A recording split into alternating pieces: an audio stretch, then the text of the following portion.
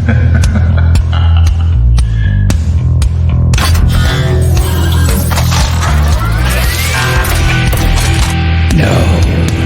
they can't get far.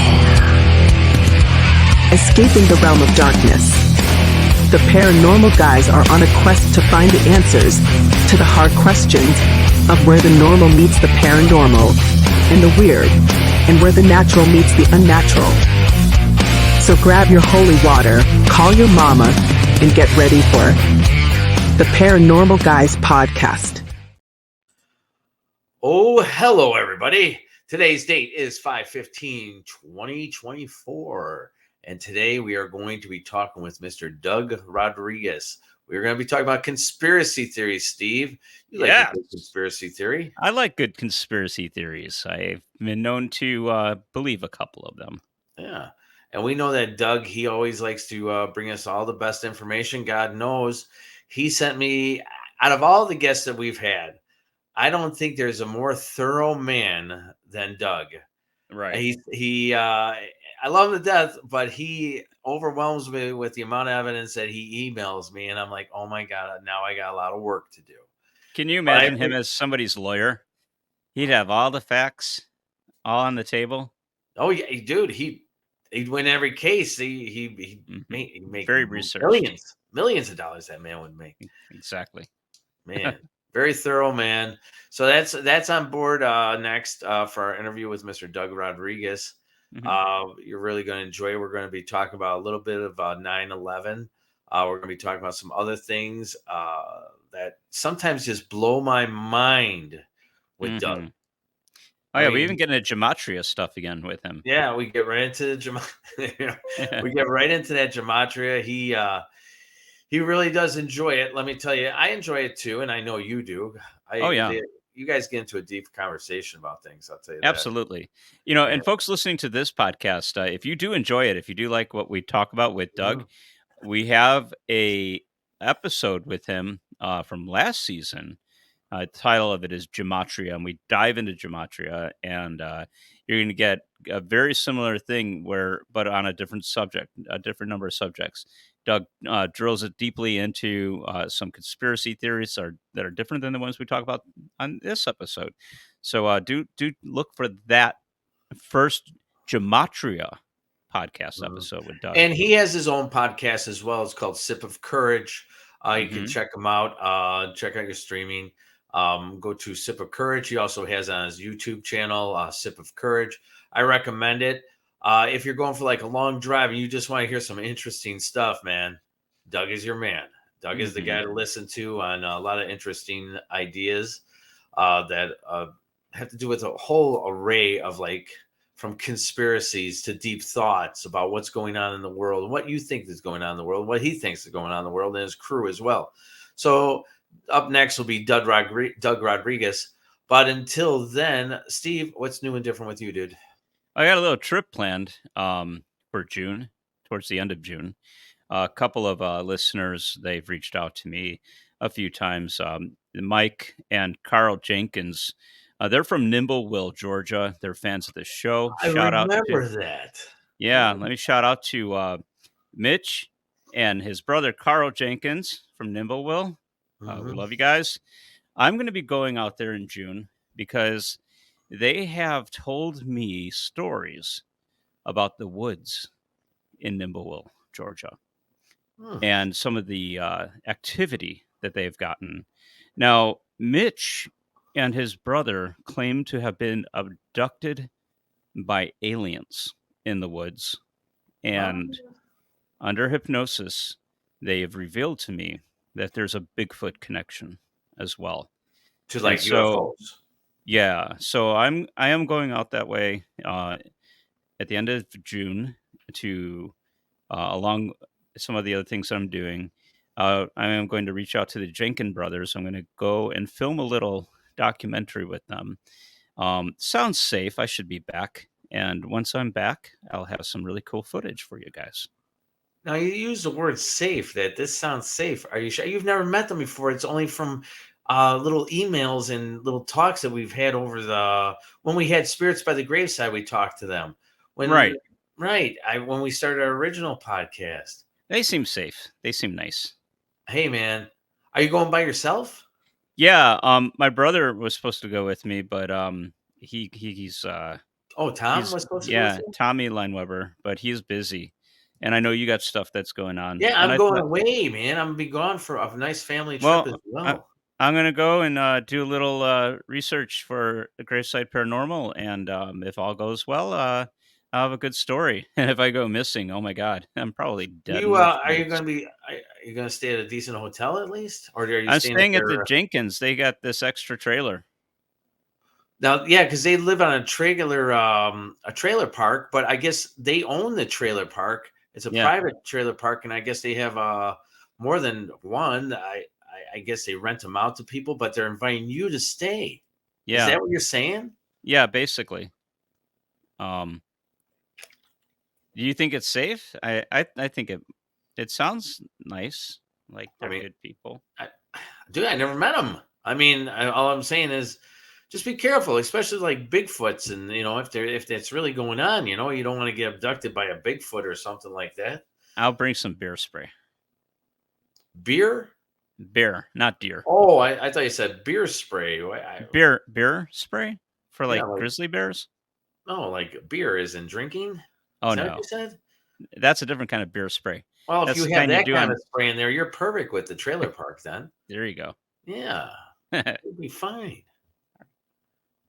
But all Wish me luck. Wish me right, luck, well, Bucks. that's cool. When are you going? You End of said June. Uh, last week of June. I think we're doing one more podcast after this, and then probably the week after I'm going to be heading out. So Oh, and then we'll pick it up from there. I know we're yeah, picking it up from there.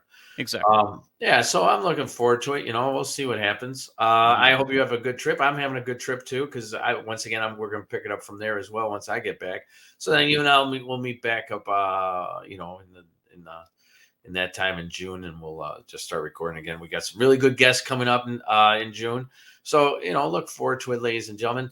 Let's get right to the news. Steve, you got a news article today, everybody? Old pal, old chum of I mine. got some pretty fun news, some pretty cool news, actually. All right, A little hold tight. spooky, though. A little spooky. Hold tight. Kind of. Gets over spooky.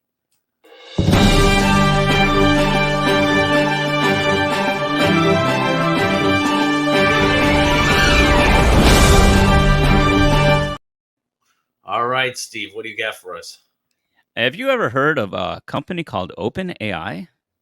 Yeah, I've I'm heard sure about it. everybody has by Yeah, now. yeah. Well, OpenAI is working on a new project called Hmm. Sora. And Neil, Sora looks really interesting. At the time we're recording this, they are kind of doing a little research on it. It's open to some testers and everything. But hopefully, very, very soon, it'll be available to the public. There's no word on how much it would cost to use Sora. But what does Sora do? Well, it takes a line of text that you type into your computer and it turns it into a really hyper realistic, imaginative video scene. And I have some examples of what those look like. All right, so just Um, so before you show the examples, just so our audience knows, we were streaming on all the outlets. But if you want to see what like Steve's talking about, go to our YouTube channel at gravesideparanormal.com. Go ahead, Steve. Finish. I'm sorry. that's fine. Thank you for that reminder for folks who are listening. Again, you can go to OpenAI's website. They do have a site featuring Sora right now, and I am looking that up right now. Yeah, it's simply openai.com/Sora. That's Sora. And so you can look at some of the video samples, and they may have new ones up by the time you look at that link. But here, Neil, is somebody typed in the text a dog in a window in Italy escaping. And Sora created a video. And that video is about 9 seconds long. Of course, there's no audio to it, but it's a video of a Dalmatian walking from one window to another window, and it ends right there. Very realistic. That's about 10 seconds of video. Um, Hyper realistic. Not it flows from one scene to another. Um, they have more examples. They did this video of a woman. They typed in "woman walking at night in Tokyo," and it created Wow. an image. Dude, It, it it looks like out of a movie. it looks out of a movie or a video game, maybe, but like maybe a video game with very good graphics. And notice how the background, there's other people, there's other motions, there's reflections going on, the lighting, there's camera angle changes, and then it'll even switch into like a sudden a close-up exposure. And it does this almost as if it were a movie. Can you Look imagine at the creating? detail on her face. Yeah, unfortunately, there's a lot of detail on her face. Mm, Little no, those are just blemishes. oh, But look, the wrinkles in the skin, the hair. Um, this is just the beginning of the technology. And if you think about it, Neil, uh, do they have stuff already that's way more advanced than this? And this is just a watered down version that we're seeing? I have no idea. You're more knowledgeable than I am. Can you imagine how easy it'll be to be a content creator when all you have to do is like be imaginative and come up with an idea and then have this AI create the video for you. And Hmm. on the other side, can you imagine some of the people who have worked a very long time to develop skills to produce animations or movies, scenes like that, camera work that may be out of a job? Um, Yeah, yeah, it's kind or of a yeah, like you said, actors could be out of a job, or all right. Here, take for instance, voice actors. Okay, let's say you get like a Mhm. William Shatner Right. who can get paid before he passes, and I don't want to see him pass anytime soon because I love William Shatner. But you get him to do a lot of voiceover thing, and they're able Hmm. to make a new Star Trek movie. Oh yeah. Now, if they sell the rights to their voice, or if I don't know, can they bring old actors back? Can we get like Cary Grant to do some new movies? Could I we? don't know. I don't know how much audio footage they have in archives, but it's But a it could very create interesting new idea. stuff. You I mean, know. you can keep like take for instance Kevin Conroy, who was the voice of Batman. Right. I'm sure they took in a lot of these people. They got all their audio, and they probably paid the family. Where you can go ahead and make still Batman cartoons and utilize his voice in a lot of them. I can imagine there'd be some ethical concerns around what kind of content you could create with this. You know. There could be an adult industry that opens up where they can create any kind of video. Um, so there are things like that that really, you get into where it's like, what kind of world will we live in? And is this the beginning of them creating a real life holodeck from Star Trek? Oh yeah, brought up Star Trek, right? Yeah. Wow, a real life holodeck. Wow, interesting. I like that article, Steve. I really truly do. Let me give you a little article. Uh, this title of this one here. Let me pull up the fine picture here. Whoop. Silly little picture I came up with. You can see there's a little monkey there. He's like a Is that ghost. Curious George as a ghost? I guess it kind of looks like Curious George, but it's not. Title is Unusual Incident at Local Zoo. Monkey's soul allegedly transfers to the zookeeper. What? A bizarre and perplexing incident has rocked the San Francisco Zoo community as reports emerge of a monkey's soul supposedly transferring to its caretaker after the animal's untimely demise at the local zoo. Weird. How did According it to witnesses, die? huh? How did it die? I don't know. Maybe natural causes. Hold on, let me read the rest of the Maybe the article here. zookeeper killed it. Maybe. According to witnesses, the monkey known affectionately as Bingo, passed away unexpectedly due to undisclosed reasons. Sending shockwaves through the zoo that day, staff and visitors alike, however, the strangeness of the situation escalated when the zookeeper responsible for caring for Bingo, I guess for many years, began a couple days later exhibiting peculiar behavior shortly after the primate's death. Eyewitnesses report that the zookeeper, whose identity remains undisclosed, of course, I wouldn't want to be known as a monkey, started displaying uncanny resemblances to Bingo, the deceased monkey. Allegedly, the zookeeper began imitating the monkey's movements, sounds, and mannerisms, such as scratching its butt and going through people's hair looking for bugs. What? Leading many to speculate that Bingo's soul had somehow transferred to the human caretaker. Oh, there's more. Authorities have launched an investigation. This is an up-to-date thing. It says authorities have launched an investigation into the matter, consulting experts in both the scientific and spiritual fields to shed light on this inexplicable occurrence. Meanwhile, the zoo has remained closed to the public, or that area where he died is remained closed to the area where only staff members are allowed inside, but that cell, or I mean, that carrier, I call it cell because it's a cage. I'm sorry if I'm using incorrect. With skeptics dismiss the notion of soul possession as superstition, others remain open-minded concerning the possibility of extraordinary phenomena beyond conventional understanding. So they're saying that somehow some believe that the soul of this monkey is in this man. Come on now, man. Come on, man. I think it's true. You think it's true? No. All I know is that one thing remains completely clear. The mystery surrounding the alleged soul transfer from a monkey to its caretaker has captured the attention and imagination of the public. That part is true. Or could it just be he's a very good actor, this caretaker, and maybe he just cared so much for this monkey. I guess he did for years. I guess. I think he killed the monkey and has guilt. Maybe he does. And he needs the monkey to live on in some way. He feels responsible. All right, you can just give him some psych meds. But I'll tell you what, though, is if all of a sudden he starts exhibiting and throwing poop, you better lock him up. Can you imagine they do lock him up and then, he's like in the mental institution and then they have like bingo night and somebody shouts out, bingo! And he just like starts throwing poop all over the wall and he's just scratching.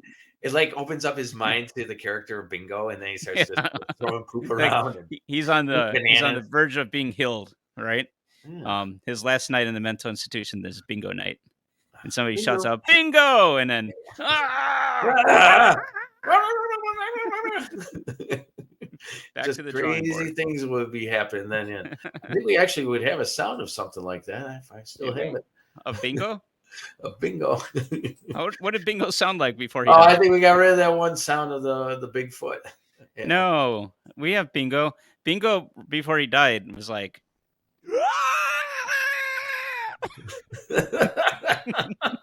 We still have that one. I think we have the other one too. That might be the caretaker now. So the first one was Bingo before he died. Right, so Bingo kicks the bucket and he's like,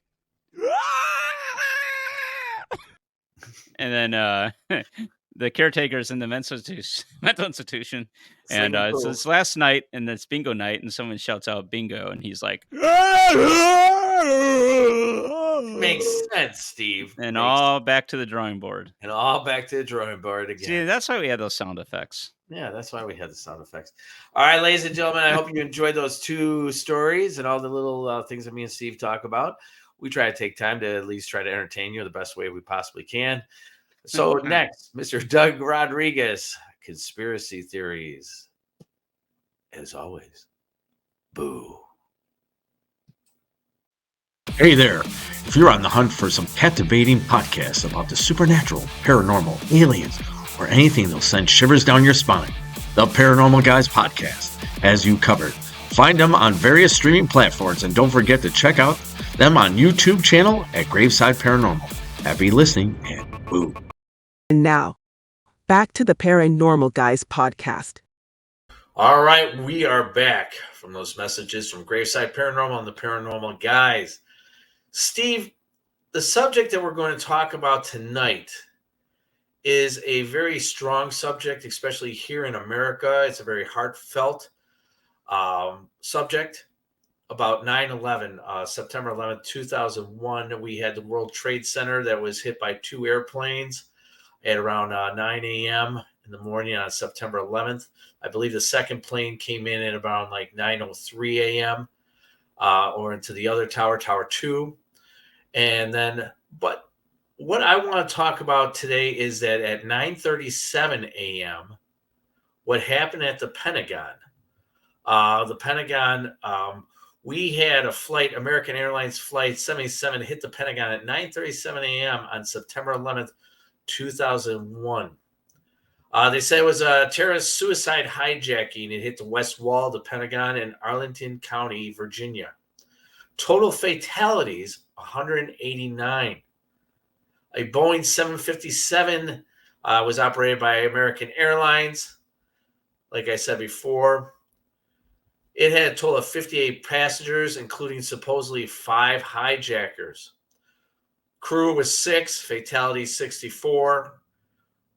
Ground fatalities, and it means after collision, 125 in the Pentagon.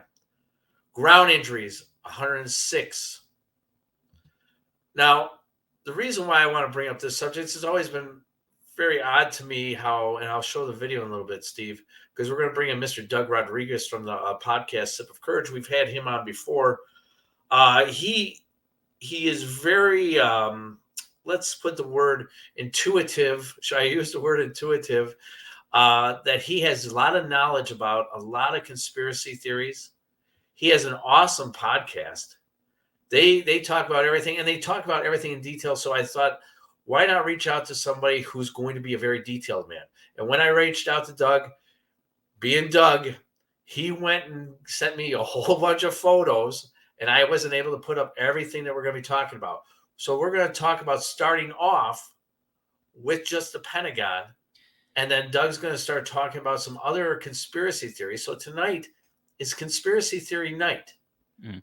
And I know you love a good conspiracy theory, don't you, Steve? Oh, I absolutely do. And for those who are listening to us and not watching us on YouTube, the pictures that we do show up, you can find them on our YouTube podcast version if you want. But these are also pictures that are, you can search for them. And we'll give a little detail as we get into things and let you know how to search these up and find them yourself. A lot of stuff to talk about, a lot of visuals here, but stick with us.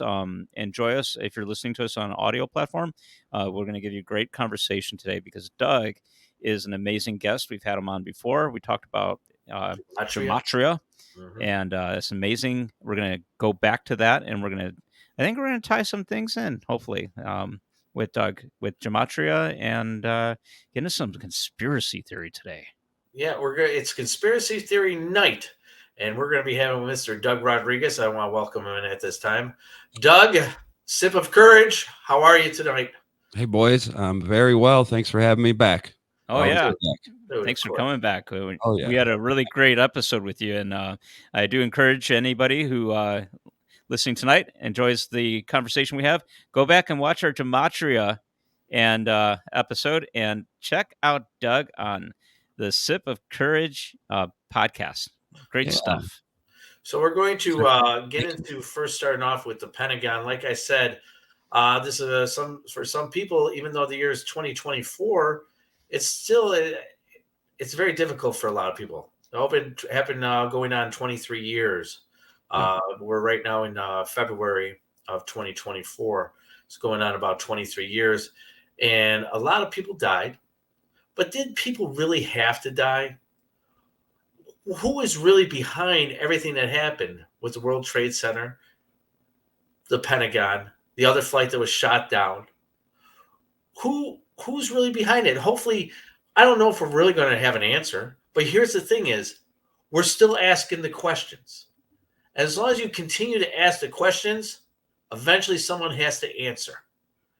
And I already know how it's going to go. Like, let's take, for instance, Doug, the JFK assassination. Still, even though they have everything, all the files and everything like that, they're still not, even after 50 years. Still won't release it. Still not releasing that. Yeah. I don't see it happening. And they keep kicking the goalpost back. Right. Yeah. Kick the can down the road. Yep. And a lot of stuff with JFK assassination just doesn't add up, and the same with 9/11. And not to say that these things didn't happen or that the United States wasn't under attack, but you have to question who was the attack coming from, and sometimes attacks can come from within. And Sure. I'm not saying that that's what happened, but you do have to, when things don't add up, you have to look at everything and start to, like, if you're putting a puzzle together, you got to look at all the pieces, Yeah. and some things will fit, some won't. So, Right and now, a lot doesn't. I also think that some people misconstrue it like you're questioning this, like you're being insensitive to the victims, and I say it's quite the opposite. In Right. fact, if I had a loved one that was a victim, I would want to know every single thing that happened. And the bottom line is, when you look at the event, there's endless questions. Right. It should, if this is the official story, it should hold up, everywhere, and it doesn't. If Most you of it. honor those who have passed, you want justice. You want to know. You want to be able to prevent such a thing from happening again to anybody else. Exactly. Knowledge is power in that respect. Yeah, take for instance. All right, we'll just say right off the bat. Take for instance Roswell. We had an episode on Roswell, right? Mm. How many times did the government change its story on the Roswell, New Mexico crash? The UFO crash of Roswell, New Mexico. How many times? Like 5, 6 times. Why are you changing your storyline? Right. It either happened or it didn't happen. Right. The way the way you report it and the way you say it's these questions that a logical thinking person has to be like, oh, this doesn't make sense. Right. Right. Yeah. Like take for instance the towers themselves. They say that it was a controlled explosions that also were going on inside the towers. Many people witnessed say they heard explosions from the bottom. In fact, some people said when they were running out of the towers, the lobbies were trashed, all the windows busted, destroyed, like an explosion came from the bottom. Right. Multiple accounts of that. And I get into World Trade Center 7, where a plane didn't hit it. It fell like at free fall speeds. A lot of things don't add up. That's not even in the official report. Right. About Building 7. Most people don't even know about Building 7, and we're 23 years later. Also, how about Building 6? I don't know if you guys, a lot of people don't know about Building 6. It's, if you look at the above photos, it's completely hollowed out from the roof. You can even go, it goes into the sublevels. What happened there? I was not aware of Building 6. Yeah. No, I remember if you got Google, you could on look that up. Building 6, 9/11. It's just like another thing, just completely not mentioned at all in the official report. Well, one of the things is when we get into the Pentagon and probably the whole thing, does all this have to do with one singular thing? Money. Does it have to do with, like getting rid of files? Like I heard that theory out there that some of these things were to get rid of certain files. Mhm. Building 7 was full of files, paperwork, computer systems. It was all like a CIA operated or NSA. It was. It had several floors of the CIA, if I'm not mistaken. And then, if you know Donald Rumsfeld's speech the day before on September 10th, where he was talking about they misplaced $2.3 trillion. Yes. On September 10th, 2000. That's what I was getting at. Yeah. And then the next day, the attack, and everybody forgot about that. And not only that, but where you would begin the investigation to find out where is this missing money or where is this misplaced money would be Tower 7. Mm-hmm.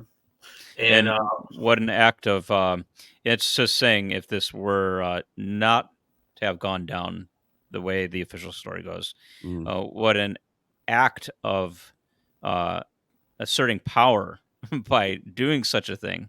And then to even question what happened, questioning the narrative. Some people were deplatformed for that, censored, ridiculed. Censorship is real. I think one of the pictures that you sent me, I think, is this Mr. Rumsfeld right here? Hold on a second. Let me send this picture to you. And while you look that up real quick, to your point about, is it about money? To an extent, sure, it is about money. There's an element of that. But when you really break it down, you really start looking deeper, they can just print up money. They could just make up the money. Oh, they do it now. Yeah. Exactly. They just go ahead and do it. Then now it gets into like, well, what are the spiritual ramifications here? This is pure evil to kill all those people and do all that. And what does it come down to? Well, now you're looking at power control over the masses. So it's levels to this. Right. Money's here, but then it gets, it keeps going, and they want control over us. Is there And a or ritualistic, kind of like a ceremonial type? I mean, when you get into things, sometimes occult stuff, ceremony, or this is what makes this a topic so fascinating, because there's a million different angles to this, and we're not really going to get into it today. But when you look at the towers and stuff, there's stuff with the attack that has to do with astrology and stuff about Jesus Christ. Like, it's all symbolic, all these rituals. Right. And the Pentagon is one of them. That's why I like looking at the numbers, because the numbers are there, and literally gematria is, finding the hidden connections that you wouldn't normally realize. And the numbers paint a clearer picture than what the mainstream media would tell us. Okay. Right. So, and we're going to be able to do gematria today. We're able to open up a window later on, and we're going to talk about it. Am I correct, Steve? Yes, we are. And, let's just give our listeners a really quick thing. What the heck is gematria? If they haven't watched our podcast about that, before, let's tell folks what that is again. Sure. It's the ancient coding of letters into numbers, and therefore you find the hidden connections. They were doing it in ancient Greece. The book of Kabbalah says God created the world with letters and numbers, and there's a connection there that they've had ever since. And so now in our English language, when you break down these words and letters into the numbers, you add them together, and then, wow, these numbers are connecting here and there that you would never realize normally. And it's basically code breaking. Okay. So there's different ciphers for it, and we're going to use those ciphers today. We've explained them before. I have a podcast, or my next episode coming out is going to be really just the whole thing, gematria, and explaining the ciphers. And each letter is assigned a number, and then you can take the word, break it down to the numbers, and then you'll see some wild stuff. Right. And we'll do that tonight. Yep. Yeah, we could do that tonight. So let's get into the Pentagon. Like I said, it happened about 9:37 a.m. Yes. It was a Boeing 757. Now, that's a big plane, man. It's a big old plane. That, and the wing spread, that's a big plane. Mm-hmm. So what I want to do is bring into the evidence really quick here is that early footage, video footage, and photos taken from the scene did not seem to show much evidence of plane wreckage. So they're saying that when this supposed airplane 757 flew into the west end of the Pentagon, because it was so heat and there was so much gasoline, everything burnt up. It was gone. That's what they're saying. It That's vaporized. what they're saying. For all four planes, though, the same thing happened. It's crazy. But passports, the passports didn't. And no, they found those. Those passports were made very strong. So how is it that you're able to identify? Here, one of my questions is, how are you able to identify these terrorists if everything's burnt up and there's no fingerprints?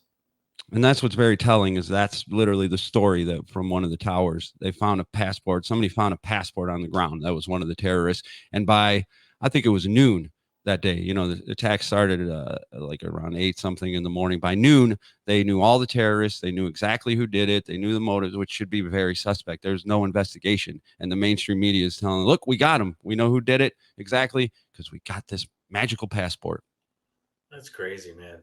I'm sorry, but I think anybody with any count, and you would think that the government would hire smarter people to tell this storyline. They'd have to be smarter people. If they were trying to get to the real truth of it, you would think that. Right. Yeah. You know what? I would hire somebody from Hollywood to do it. If you wanted to do something like that, that's crazy. So what I'm going to do is I'm going to show this video here. It's a very short video. Many people have seen it. Supposedly, and I want to explain is, I want you to look in the beginning all the way over to the right. You're going to see like what looks like you would put a ticket in, like you're going into a parking lot. It's a little brown box. And all the way just a little bit to the right of it, you're going to see this little white line, which actually kind of looks like smoke, or maybe a missile, is going past real quick, and then there's an explosion. So I want you to watch this video, and we'll play it a couple of times. I just don't get it. Here you go. So look over to your right. You see this coming in. And this here is so low perfectly to the ground. Mhm. And I don't understand if it's an airplane that's being supposedly the guy who was flying this airplane, Mhm. the guy who's flying this airplane, supposedly he really was not very good at flying planes, the terrorist. Not No, I really. did some, I forget the man's name, and I'm sorry about that. But supposedly he did not know how to fly planes. How are you able to get it that low and so perfect? Now, this was a 10-story building. Mhm. Yeah. Well, and other pilots come out and they've talked about it, the ones that aren't afraid to, and they say that due to centrifugal force, it cannot stay low to the ground like that. It either has to hit the ground or push up. And the official story is saying, nope, it defied that science and just missiled So it right the Earth must be flat. Sorry. And Must be. here's the other thing. So I want to show you this video. Watch at the end of it where you see the last thing of smoke coming up. I just want to point out that when you see this enter, okay, at the amount of speed that this is going, and the explosion's right there. Here's the explosion right there. Okay, that's the explosion. That's as far as it goes. Now, Neil, for the folks who are listening and can't see, this is an Associated Press video file. You found this pretty quickly on Google. Yeah, you Is can. that how you No, came actually, across I it? got this off of YouTube. I got this Off of YouTube? Yeah. Okay, so anybody who wants to see this, they would go to YouTube and look up Associated Press Flight 77. It's Pentagon. Yeah, Uh, surveillance footage? Is yeah. that It's like a basically surveillance footage. okay? The one thing I just want to point out again is that after that explosion, all that happens. You're going to tell me at that rate of speed, that's as far as it went? You would think that you would see more explosions going all the way down to that middle of that octagon of the Pentagon. I think you would see stuff like, um, once it hit, like bouncing off and flying out. Crumpling or some flying in the air, the tail or some kind of Right, something Yeah. like something you that know, resembles an actual airplane crash. And the other thing right. to point out, we talked about it too. Like the Pentagon is our central hub of our military. It should be cameraed up. It should be the most cameraed up building we have. And that image there, and there might be one or two others, but they're all the same grainy footage. There's no clear image of this plane crash, and there should be multiple images that just Right. don't So, all exist. right, good point. All right. You and I, in our professional lives, we know about cameras. Mm. And a lot of cameras are very, you can see the person, you can see the things. Why are they making it look like it was some kind of Bigfoot adventure Hmm. where it's a grainy video and you're only seeing a little bit? And you're absolutely right. There are tons of, it's a government facility.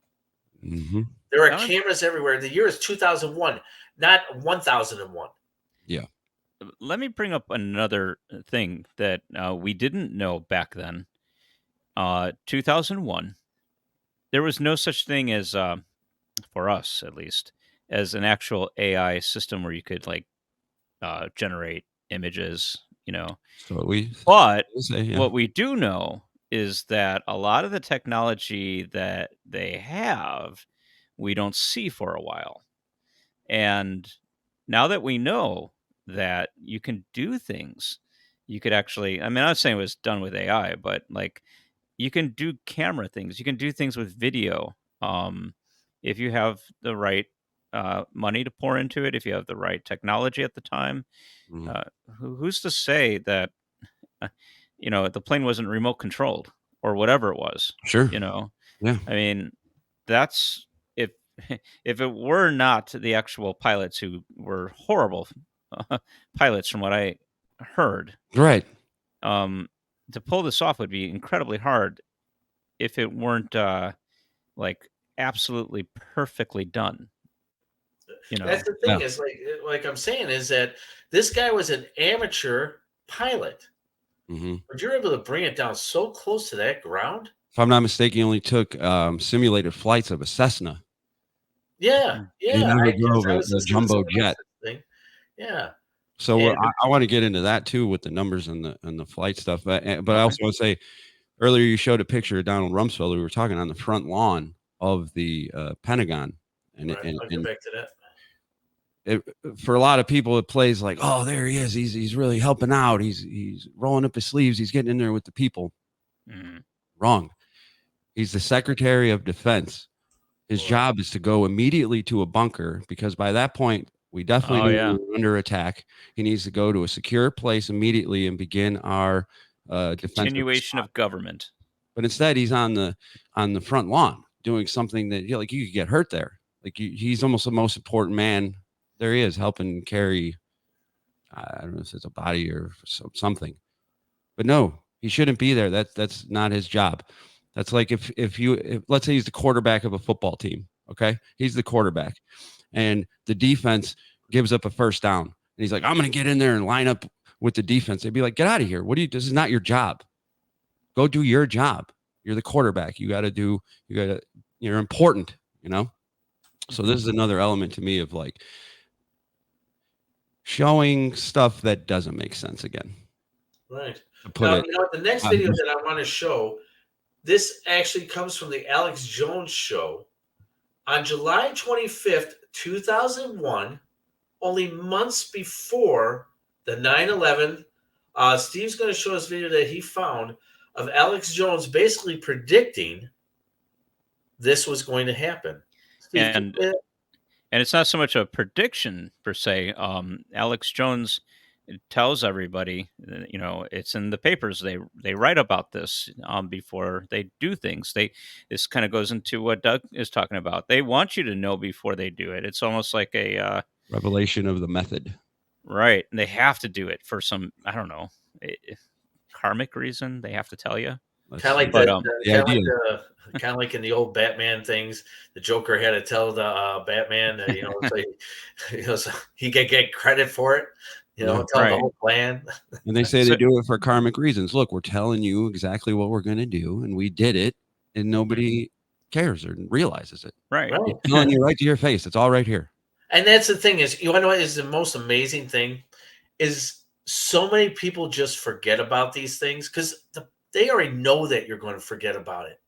Yeah. They already know that you only care about what's going on in your world, what you're buying for dinner that night, and who you're going to be sharing your bed with. And that's all they know that you care about. The media changes the news cycle as they see fit. Oh, so like now they want you to care about this. Okay, that's been enough time. Here's this new thing to care about because now maybe people are asking too many questions. Oh, here's another event. Yep. So and I'll tell you that one. Look at this one now. And we're probably in store for something big, given the state of the world today. Oh, yeah. They need to distract. They need. They're called false flags, right, Doug? Absolutely. All right. But here's Alex. All throughout history. Go ahead. Sorry. Yep. Absolutely. Well, here's Alex Jones. Again, he's just kind of seeing things a little bit before they happen. He does that nowadays too. I'm not sure if he's. I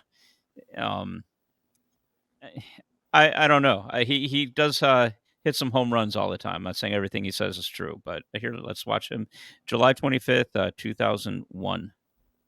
Again, I was on television saying that bin Laden's a CIA asset and looks like he'll attack New York. Saying, call Washington. Tell them to call off the attack.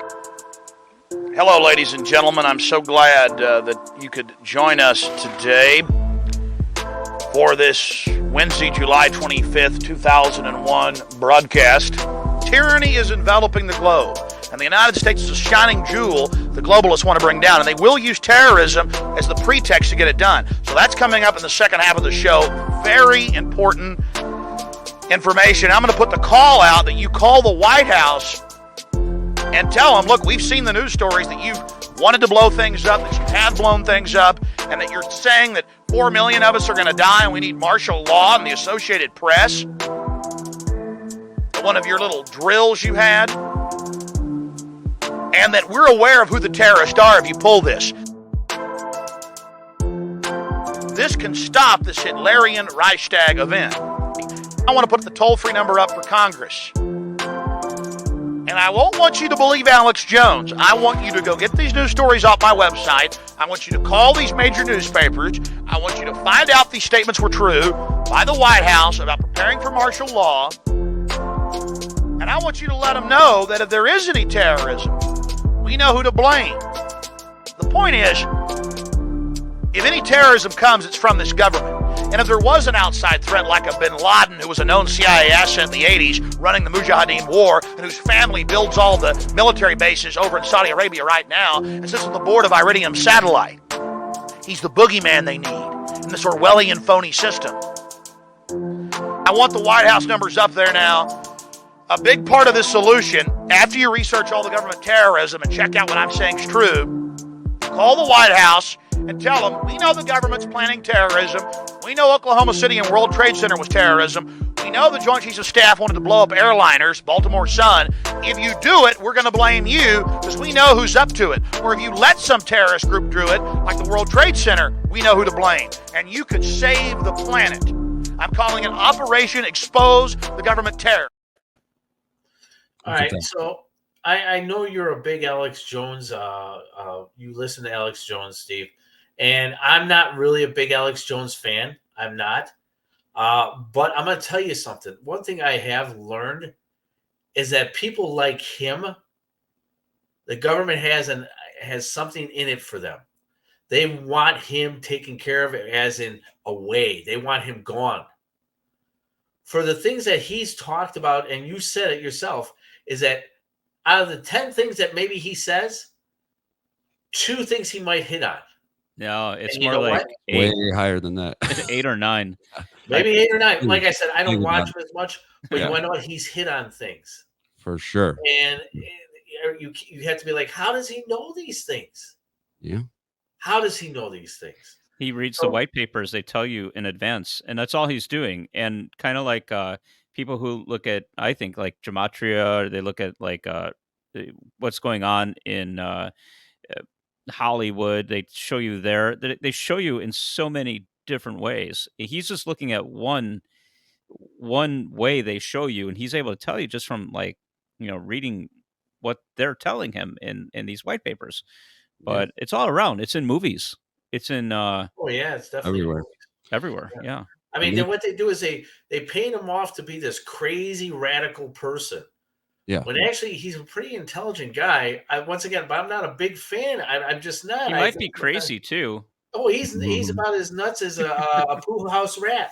I mean, My co-host Danny, he's a huge Alex Jones guy. Me personally, I don't trust anyone that gets to a certain level of notoriety or fame or whatever. I just don't trust anyone.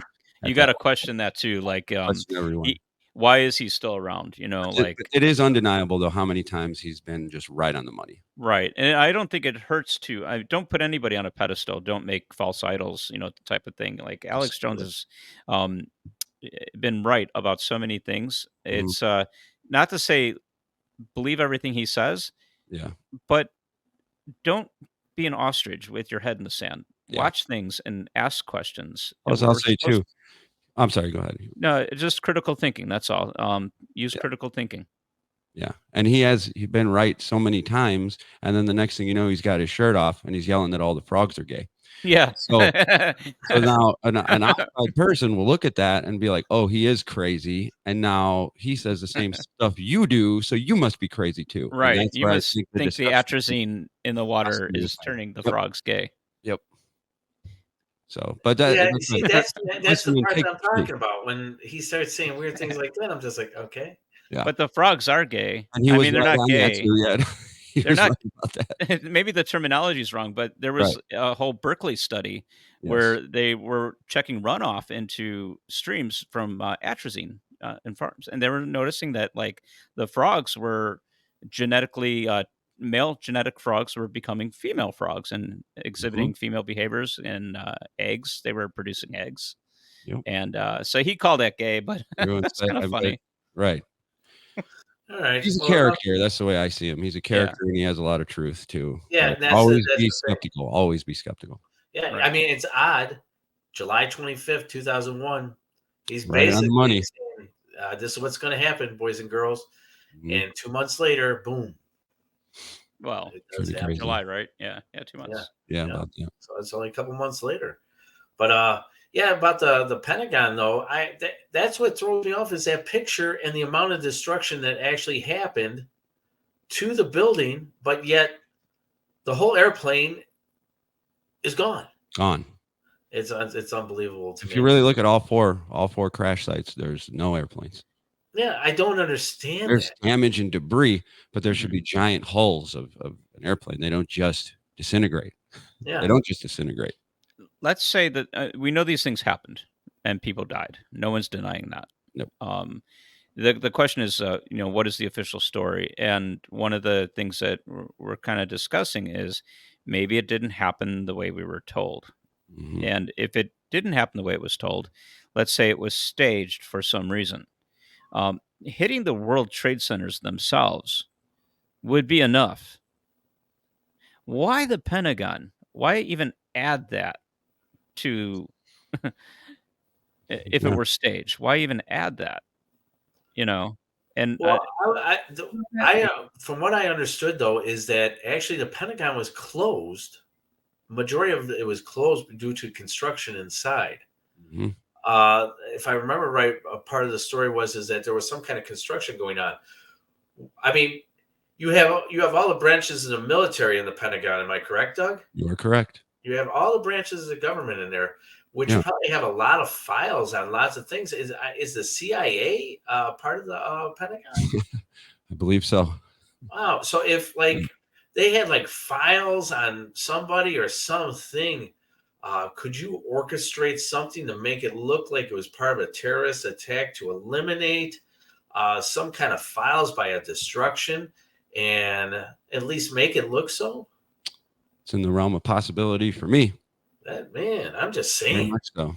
I'm just saying, if I wanted to do away with something and I wanted to orchestrate one thing to happen, but you want to know what? As we're going to let that one thing happen, let's let a couple more things happen. While everybody's looking over here. Yeah, then let's have something happen over here as well. And let's make it look like there's this huge terrorist attack that is happening at a la Pearl Harbor type thing again. Well, if you look at Pearl Harbor, the attack date was December 7th, like 12/7/127. The towers that fell that day were Towers 1, Tower 2, and Tower 7. So when you start looking at the numeric connections and all of this, it adds a whole other element to this stuff. And once again, supposedly, take for instance Pearl Harbor, the government knew about this, and through the radar, were not alerting anybody at Pearl Harbor. They allowed the attack. I don't know. Could I be wrong? And I understand when I say that this is conspiracy night. Yeah. These are some of the conspiracy thoughts. Do you trust everything that you're told? I know I don't. I mean, there's been too many things. Abraham Lincoln. Yeah.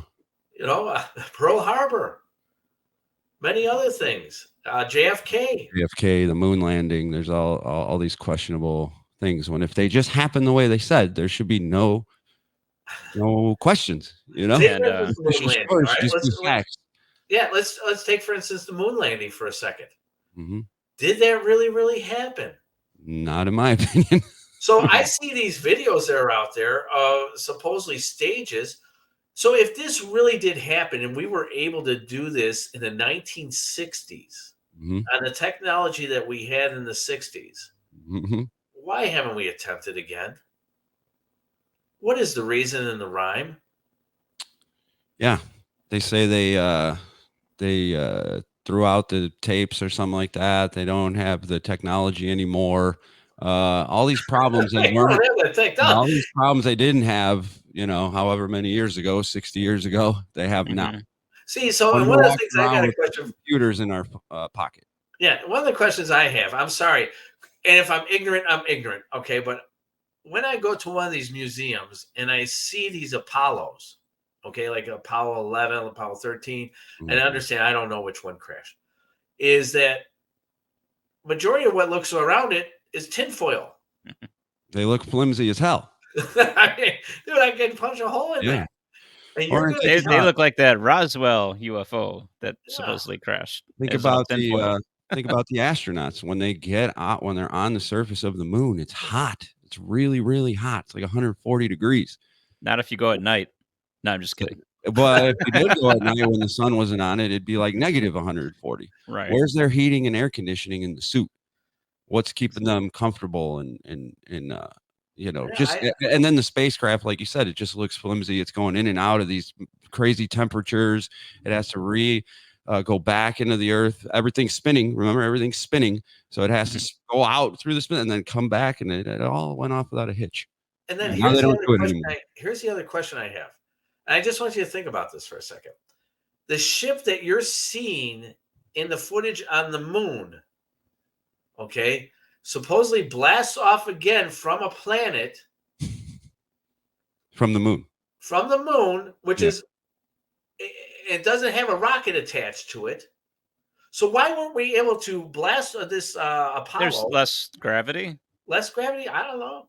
Yeah, you don't And have also to. the camera follows it up too. Yeah. Who's holding that camera? They left the guy. They left the guy. They left the guy on the moon, a camera guy. Don't worry, we'll be back. So then here's my other question is, so the ship that's going up, let's say launching off the moon, and it's coming back to Earth and it's going through the atmosphere, crashing down through the atmosphere. Why doesn't it look like the same ship? It doesn't look like it. I'm sorry, it looks like that capsule. It doesn't look like the same one that had all that reflective tinfoil all over it. It's just. I mean, I'm just asking, man. Am I Asking crazy? for a friend. Loaded with things that are just weird. It's like Transformers. It can change into things like nanotech. It's Transformers. It's nanotechnology. I mean, have you ever thought about that? Think about it. You know, you're seeing this one ship and it looks like it's got tinfoil all over it. And for whatever reason, they have it in the museum too. Mm-hmm. I thought they came back in a pod. Yeah. What is that? Did they transfer halfway through? But if you ask questions like that, you know, you're a conspiracy theorist. Or you're an idiot. Like that's some kind of bad. That's not bad.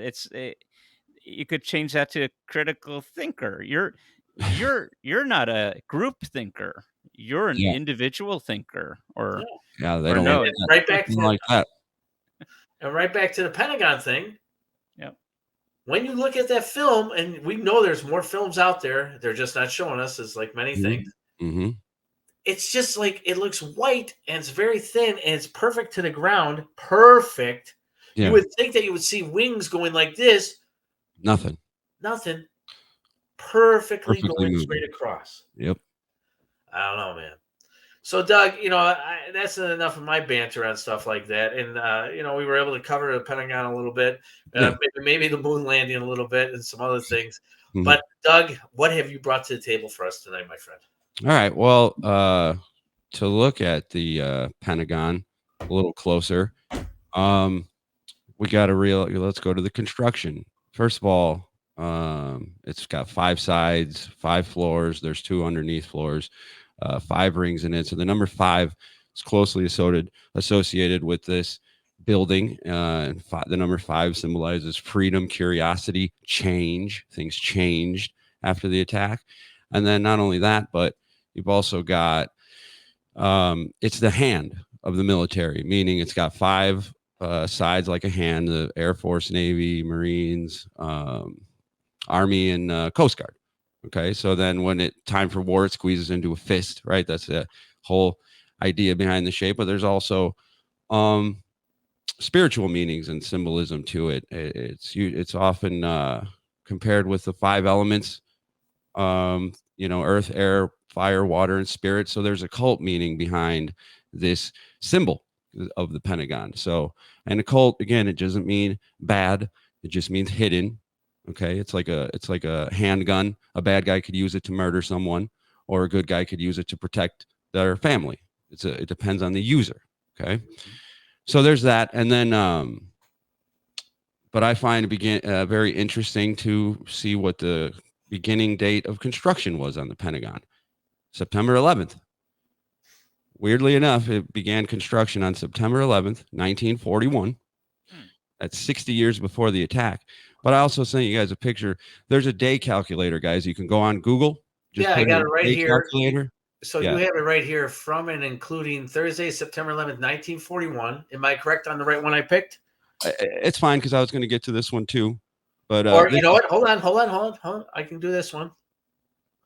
So time and date calculator, just Yeah. Google that and You then literally type in the words day calculator, and it should be the first thing that comes up, and you can punch in any date to any date. It'll tell you not only the days, months, years, but the minutes, seconds, hours. It's pretty awesome. So if Is you this see, the one you're talking about then, Doug? yes, sir, that's the one. So if you see from the beginning of construction, September 11th, 1941, to the attack, which was a Tuesday, September 11th, 2001, it's a span of 60 years, but it's also a span of 720 months. If you see that underneath. So 720 months. Okay. We can drop the 0, 72. Let's remember 72. And then can you go back to the one you just had? Okay. So that's when construction ended on the Pentagon. And it was completed on Friday, January 15th, 1943. okay. So if you take the date, because to me, those are two important dates after construction of the Pentagon, when it was completed and when it was attacked. So there's a connection there as two important dates. And now if you go from, so basically it was completed 1 year, 4 months, and 4 days after construction began. Okay. So after construction began on September 11th in the Pentagon, it was completed 1 year, 4 months, and 4 days. And from construction to the attack is 720 months. Now, let's remember the numbers 72 and 144. Can you Google something for me real quick? I don't know if you guys know Metallica had an album come out last year. I'm not a fan anymore. Okay. I used to like up until And Justice for All. Black Album's okay. But they had a new album I noticed. And if you could type in Metallica new album or maybe it'll just come up. New album. Yeah. Bleeder? No, there it is. 72 seasons. Okay.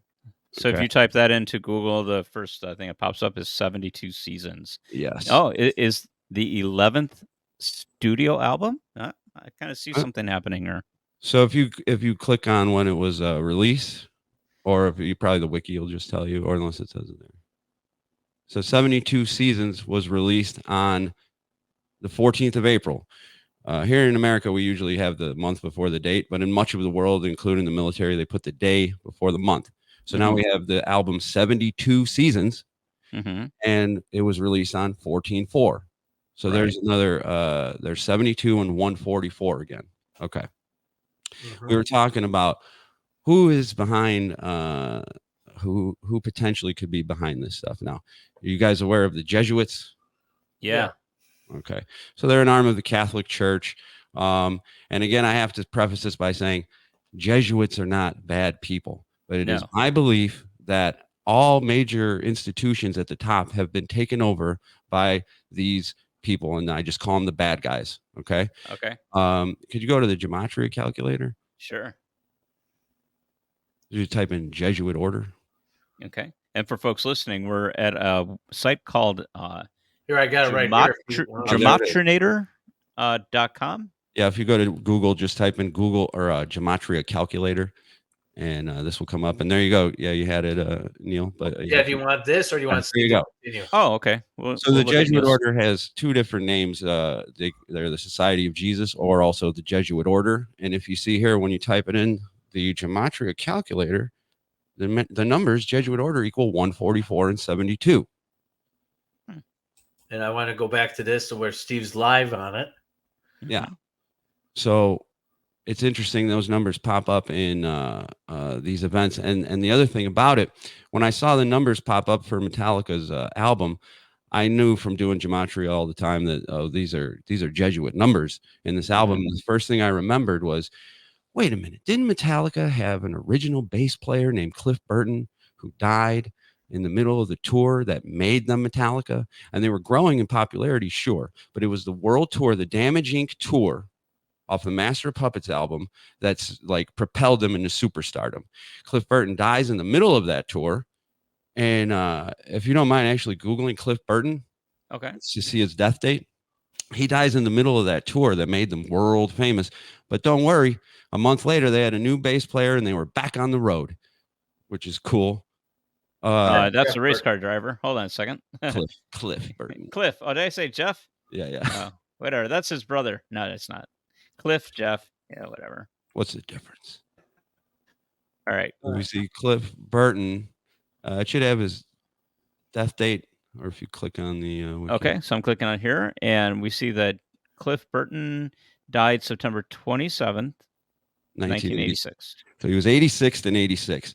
So he died on September 27th, 1986. Can you now just Google one more thing, please? Yep. When was the Jesuit order founded? Jesuit order founded.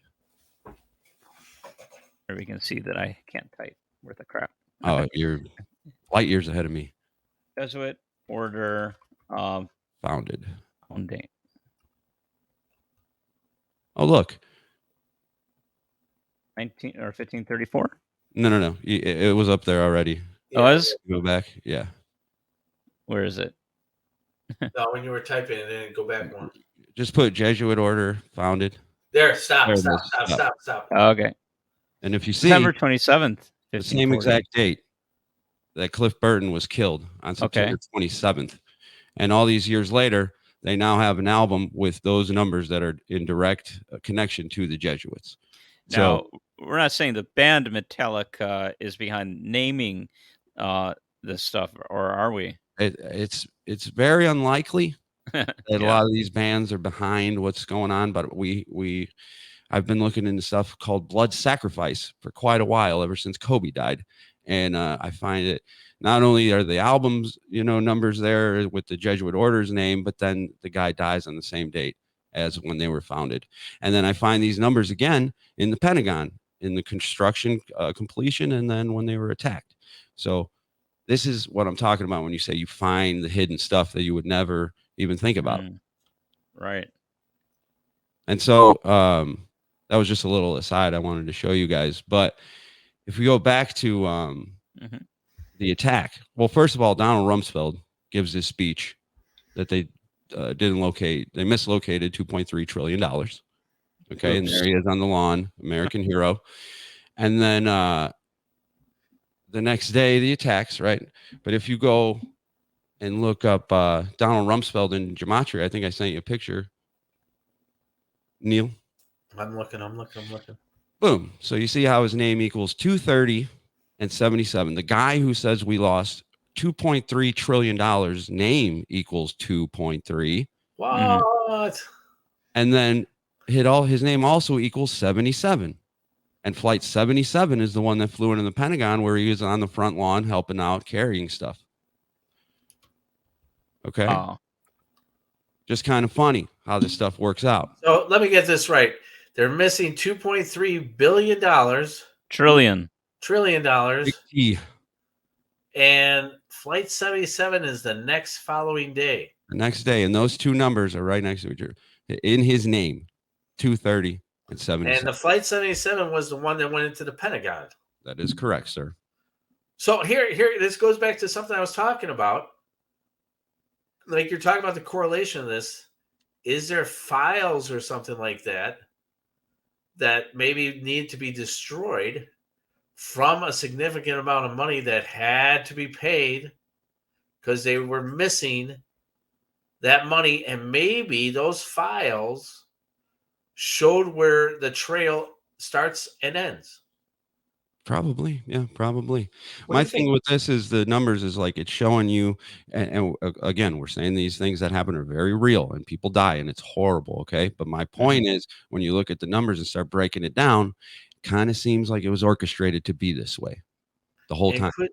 Could the numbers, like you just said, could they also be orchestrated to help us along to solve the problem or the conspiracy, if you will?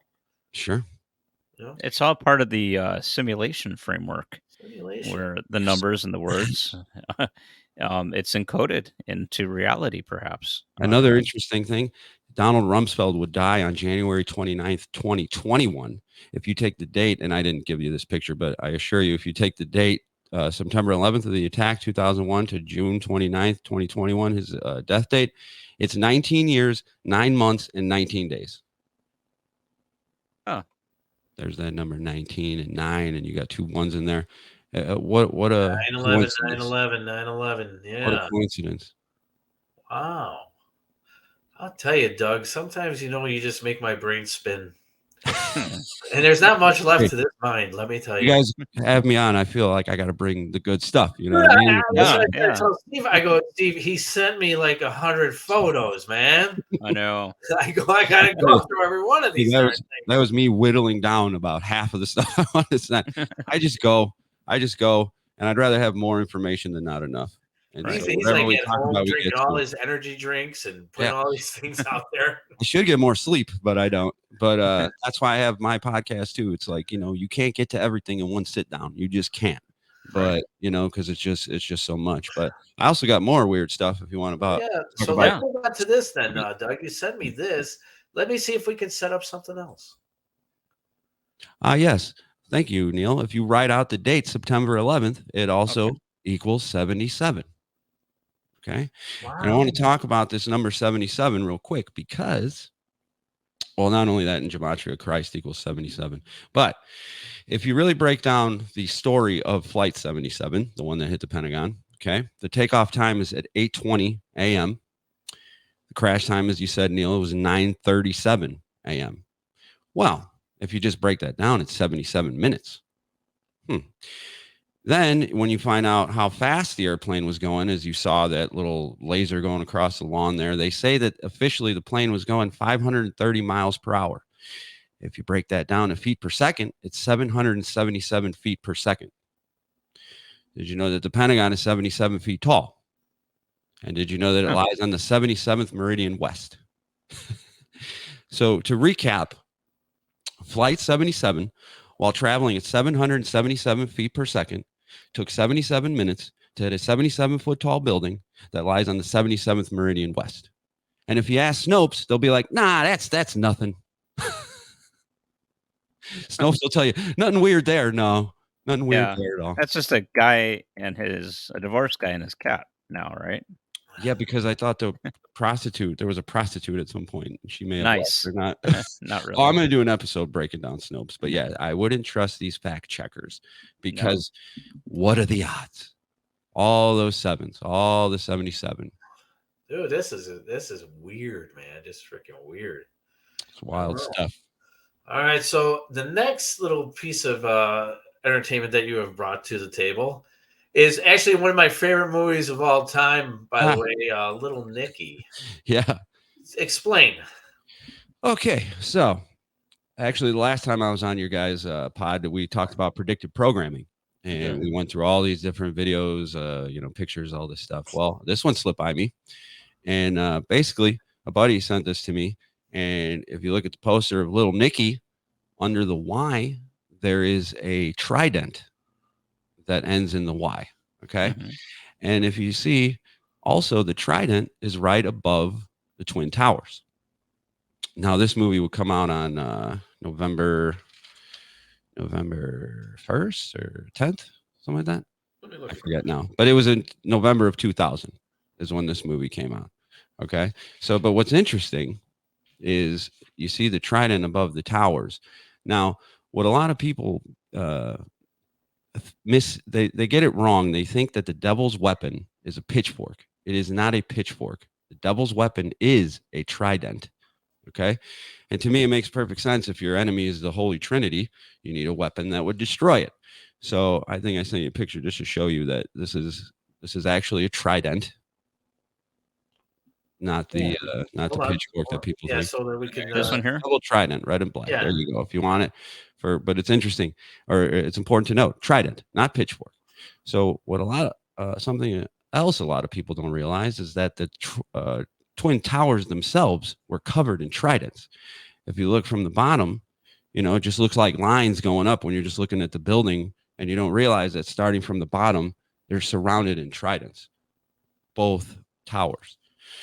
So they're surrounded in the devil's weapon. Okay. And then they even have wreckage, in case you're saying, no, that's not a trident. They even have wreckage of it where they specifically say, we saved 2 tridents. I don't know if you have that picture. Hold on. Yeah. Hold on. Right there. Steel trident salvage from the World Trade. So it's very clear. Those are tridents. Yeah, okay. They say it. Yeah. And there's a lot of talk of this being a satanic event. And there's also a lot of talk of JFK being a satanic event. And if you go and look up Dealey Plaza, you see the red route where he was murdered there. He's driving on a Trident. Wow. Huh. So it's Now, pretty. you know what? Hey, Doug. Yep. So can I take you back to the little Nikki photo for a second? Mm-hmm. Okay. So maybe I'm just looking too much into things, because maybe I do. But you see the trident that's up there. Okay. Yep. But where the Y is, it almost looks like two arrows pointing to the sky. Yes, sir. Right above the Twin Towers. Good right eye. above the Twin Towers. Good eye. But they look like two arrows pointing to the sky. Maybe I'm reading much too into something because of the subject matter. Negative. You're right on the money. Yeah. You're spot on, dude. And here's the thing. I do have my note on this. Movie was released on November 10th, 2000. And from that date to 9/11/2001, it's a span of 306 days. And I talk about 666 code. It's everywhere. Okay. The number 36. Not only do you see the 3 and the 6 right next to each other, but if you add 1 plus 2 plus 3 plus 4 plus 5 all the way to 36, it equals 666. Okay. 666 is the 36th triangular number. And now you have 306 days from this movie's premiere to the attack, but that's also a span of 10 months and 2 days. 102. How long did the attacks last on 9/11? 102 minutes. This happens all the time. Let me ask you a question, Doug. Mm-hmm. Of all these things that you're showing, these significant predictions, if you will, how do we go about? I mean, we're always seeing it after the fact, right? We're always seeing it after the fact. How do we go about looking at something before something happens? How can we figure that out, Doug? Do you have an answer for us? I'm not really great at that because most things I try to predict never happen. So, I mean, pardon me. I knew something big was going to happen during the year 2020 because just of the fact 2020, like 2020 vision, there was going to be a major event. I thought it would be an attack of some sort. And I was, telling people close to me, something's going to happen. Well, that's when the Rona kicked off. And it was, I did not expect it to be that, but it was a major event that changed the whole world. I personally don't know how to, you can try. And then if you hit, you hit, So like, for instance, LeBron James surpassed Kareem Abdul-Jabbar in all-time NBA scoring. And I'm going off the cuff with this. I don't have my notes. But he did it on the 38th day of the year. He scored 38 points that game. He did it by scoring 38,388 points. Okay, there's all this 38 that was involved in that. Okay, and so from doing gematria, I know that the number 38, death equals 38, murder equals 38, to kill equals 38, killing equals 38, RIP 38. Now I said somebody close to the Lakers is going to pass, right? And it would probably be, because this happened in February, I said it'll probably be on March 8th, like 3-8, right? And I'm looking at Kareem Abdul-Jabbar. I'm like, I don't want anything bad to happen to him, but I'm looking at the ritual of what it is, and he's the one that passed. Now remember, LeBron James surpassed Kobe Bryant the day before Kobe died. So I'm like, oh, here we go again. And then Kareem starts putting out commercials that his heart's not as good, and I was like, oh no, right? And then nothing happens, right? He's fine, everything goes on, and then all my friends are like, see, you're crazy. Well, guess who did die that had a connection to the Lakers? It was Magic Johnson's father, died on 3/8, and he died 38 weeks after his birthday. So it's like, I knew something, but I just couldn't exactly figure out what, which exact person was going to pass. But there's ways to tell. Yeah, people. Let's say a movie comes out this year, and we don't know because we're just going to enjoy the entertainment.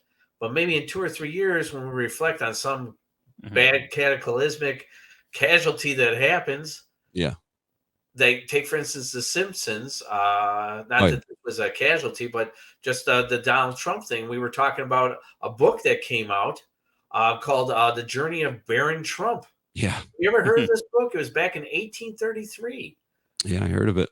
And we talked about that and how this young man, and what the weird thing is about it, dude, is the picture of the boy in the book looks just like Baron Trump. Yeah, he does. He goes on this journey with a guy by the name of Don. Yep. and he supposedly Don had a time machine or something. Am I right, Steve? Yeah, there was a Pence character in there too, Yeah, there right? was it's so weird, man. Mm-hmm. That same author has another book. I forget the name, but it's about a guy who rises up politically and becomes like a very outlandish figure that the whole establishment can't hate. It's the story of Donald Trump. Right. This guy wrote Dude, two separate books that are connected Yeah. to this thing. And, how does that happen? Wow. Didn't he live in like Trump Castle or something? Or I don't know enough about that, but I know. not Oh, Trump yeah. Castle, but some Manhattan. I don't know, something. Yeah, That was no, really- it was in Manhattan. Yes. Oh. It was a castle in Manhattan. It's You crazy. want to know what, dude? In 1833, this book was written. Yeah. They say that Donald Trump of Tesla, that Yes. Tesla, before he died, he sold all of his stuff to Donald Trump's grandfather. Oh, no, his uncle, his great uncle. Mm-hmm. And the question is did Donald Trump get all these files on supposed time machine, go back in time? Get the almanac, the sports almanac. Nothing would surprise me. I'll tell you that. Yeah. I was thinking, like, if you wanted to create a gematria predictive type of software, we kind of we might have the tools. Like, if you could train an AI on all of the gematria predictions so far, all of the things that we do know about, and then you have that AI become adept in predicting these things, maybe It sees the pattern. Right. If it can see the pattern, then it Yeah. might be able to tell you the pattern. What's going to happen in 2024? What's going to happen in 2025? It's crazy. Well, you remember, what was the name of that movie that came out with Tom Cruise? Minority Report? Minority Report. Yeah, the precogs. Yeah. They were guessing crime. They want to do that to us now, but that's they do. crazy. All right, let's move on a little bit more. Let's move on, if you will, Doug. Real quick on the little Nicky thing. I just want to point out one last thing. Yeah, I'll bring it right back. Yeah. So if you see above the L, little Nicky, okay, above the L, there's a Halo? ring. Yeah, people would think that was a halo, but I would argue that is a ring of Saturn. And why would I do that? By the numbers. So basically, last time I was here, I was talking about the number 93 in connection with this event. The second tower gets hit at 9:03. The two planes that hit the towers, 175 and 11. Add together, it's 186. Divided by the two towers, it's 93. There was Flight 93 that went down. The World Trade Center bombed in 93. George Bush gives his speech, depending on your time zone, at exactly 9:30. There's other stuff now that I'm blanking on. But when you go into gematria and you type in Saturn, I think I sent you the picture of the. Yeah, let me find the Saturn one for you. Yeah. And so basically what I was saying last time is it's in connection with Jesus Christ, because Jesus Christ was crucified on April 3rd, which is the 93rd day of the year, from 9 a.m. to 3 p.m. And so that was part of it. Hold on. I did see it. You want me to go into the software? You can just type it out if you want it. Oh, sacrifice to Saturn. Here we are. No, not that one. No. We're ahead of the game here. Yeah. John Perry. You can just type it if you want. Yeah. All right. Here, let me present my screen. Okay. Yep. And I'll just type it in. And as you type it in, we know that 93, so it's a connection with Jesus Christ, and his life and death is a connection in the passing of time, like BC and AD. The years changed. We know that you tell time from the sun. The sun is supposedly 93 million miles away. We also know that Saturn is the god of time. Okay, so there's all these connected. When you look at that, you see that Saturn equals 93. Right. And what I would also argue is a ring of Saturn, because when you add 9 plus 3, it equals 12. And that ring is above L, which is the 12th letter of the alphabet. Yeah. Interesting. This is how they encode all their stuff. So deep. One of the things while we were talking, and I did not have this on the screen, but I noticed that power is 77. Yeah, very good. Glory is 77. The word glory. It seems like a power number. Yeah. Hey, Steve. Steve, look up octagon. Octagon? Yeah. Octogon. 89. The reason why I'm saying is because the Pentagon. I spell it wrong. Is it octo, right? Octagon with an A. Octagon or octagon?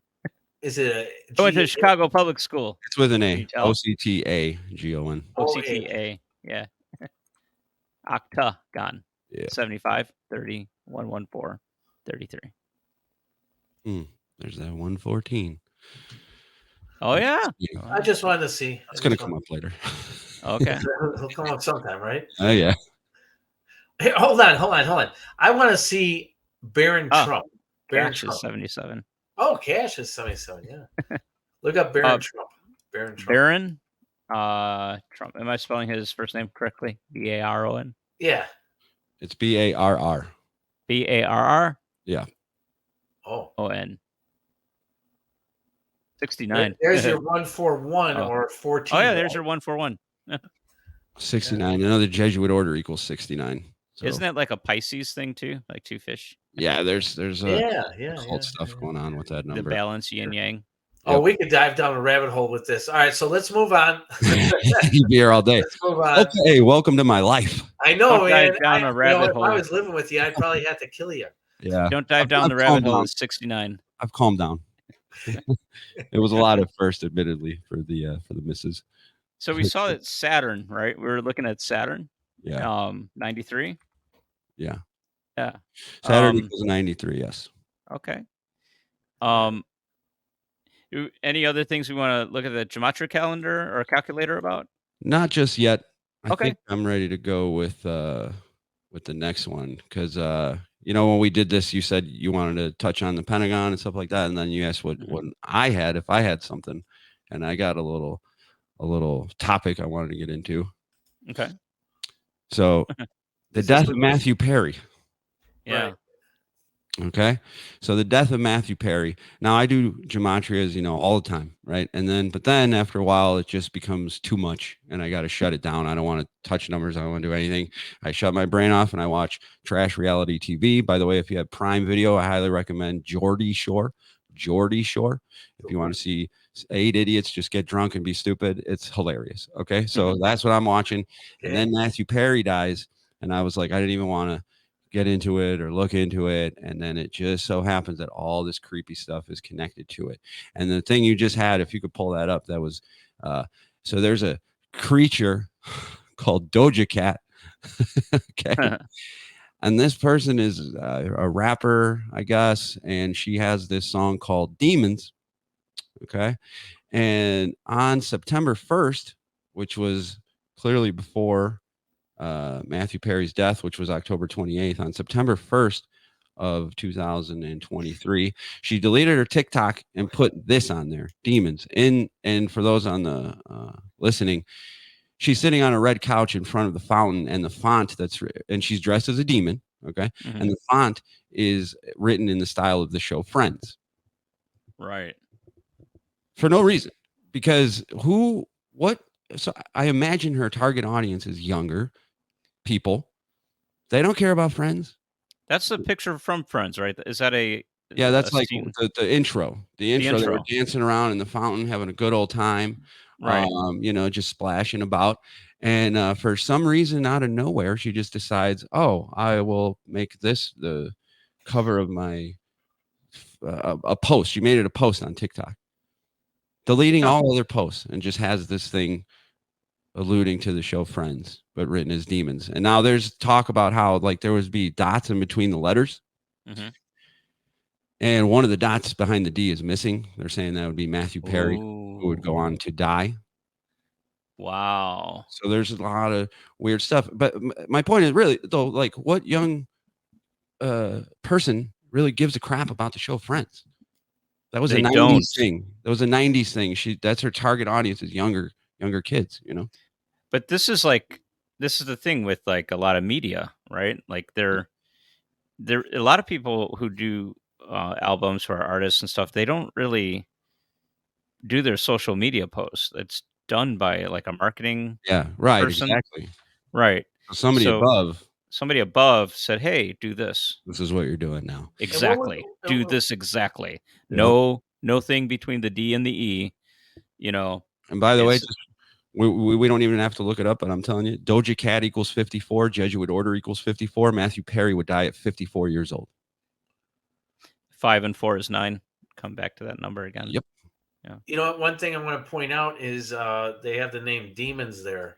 If you flip it upside down and run it reverse, it's snowed. It is I don't know indeed. if that has any significance. It probably does. It probably does. I'm just picking out things I see. Cool. So this was the first. Well, I actually found out about this later, but I talked about it now because this happened before his death. And so I find that very odd. And so what really got me looking into his passing was his Instagram postings that he did. And so basically, I don't know if you could pull up. Let me public go in there. So basically, what he would do is like he didn't really post a lot, and it was all sporadic. Months would go by, weeks, sometimes the next day something, sometimes it was all just random. And so and he didn't post anything of literal value. It was just pictures of himself, and he's like, I'm Matthew Perry. And then like, this was all fine and dandy. And then in the 2 weeks leading up to his death, the post got very strange. Now, there is talk about how in his autobiography, he mentioned that if he was ever in trouble, he would put up the bat signal. I've never read the book, but from what I gather, I don't know. I don't think that's in the book, but he did talk about Batman and having courage and standing up. So he was talking about it. Okay. So this is from his pictures, his personal pictures. This is from his actual Instagram, but it's public, information. Pull up the Batman stuff. Click on so the first one that people started saying was weird was this one where he was mentioning the Batman. And if you notice, it's specifically the Batman. The latest one was Robert Pattinson, specifically that one. So he's got it on 3 TVs for some reason. Huh. Okay. And then as it goes, he's going to throw up the bat signal in the corner of the room there. And you're saying that he told people that if something was going to happen to him, that he would do this? People were saying that, but from what I understand, I never read the book. I don't think that that's true. But what I do know is that he was mentioning it in the book about at a certain point, you got to step up and be Batman or something. I don't know why he was talking about that, but I don't think that is true that he would put up the bat signal. But it's just one of several posts because now these posts are happening every 2 days. There's another one with the bat signal, but also in all, actuality, the bat signal is used for when people are in trouble. That's the whole point of the bat signal. You need help, right? So there's another one. Then he's got one of the next one above it is like Batman plays pickleball. Oh, no, right there. There. Yeah. Another Batman reference. Batman plays pickleball. Okay, I understand. But then after that, and this is every 2 days this is happening.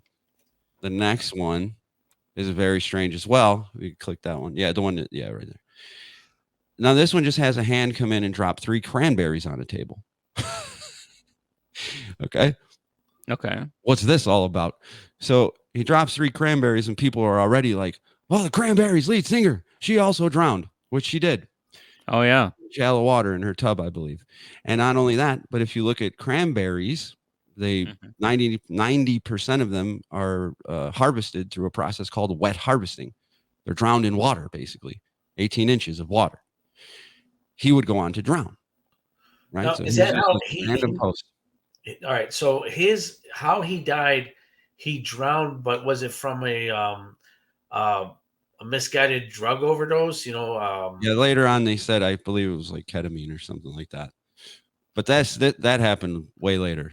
Right. Now, I just want to say this for the folks who are hearing this and not seeing it. All of this is on Matty, Matty Perry, Perry 4 on Instagram. Yep. You'll be able to see all of what we're looking at right now. Go to the comments too. There's hundreds of thousands of comments of people just like figuring it out. They're like, what does this mean? What does that mean? Like it was pretty wild. After the fact though, right? Yeah, after the fact, everyone went back and started looking and they're like, he was telling us something because some of these posts, I don't know if you can tell, but if not, it's no big deal. He has comments under there that are saying, do you get what I'm trying to tell you? All right, so let me ask you this, Dave. I mean, Doug, I'm sorry. Doug, For our viewers, I'm going to play devil's advocate for a second. Please. Yes.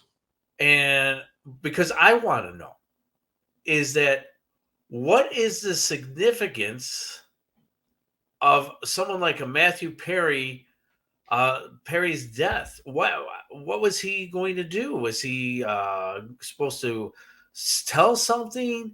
What's the significance that everybody has such questions about? Just so I understand what you're saying, the cranberries, the bat signal, supposedly, but why would somebody really? Excuse me if I'm ignorant. Care? So from what I gather and what I believe after doing this for the past 4 years, pretty hardcore doing this all the time.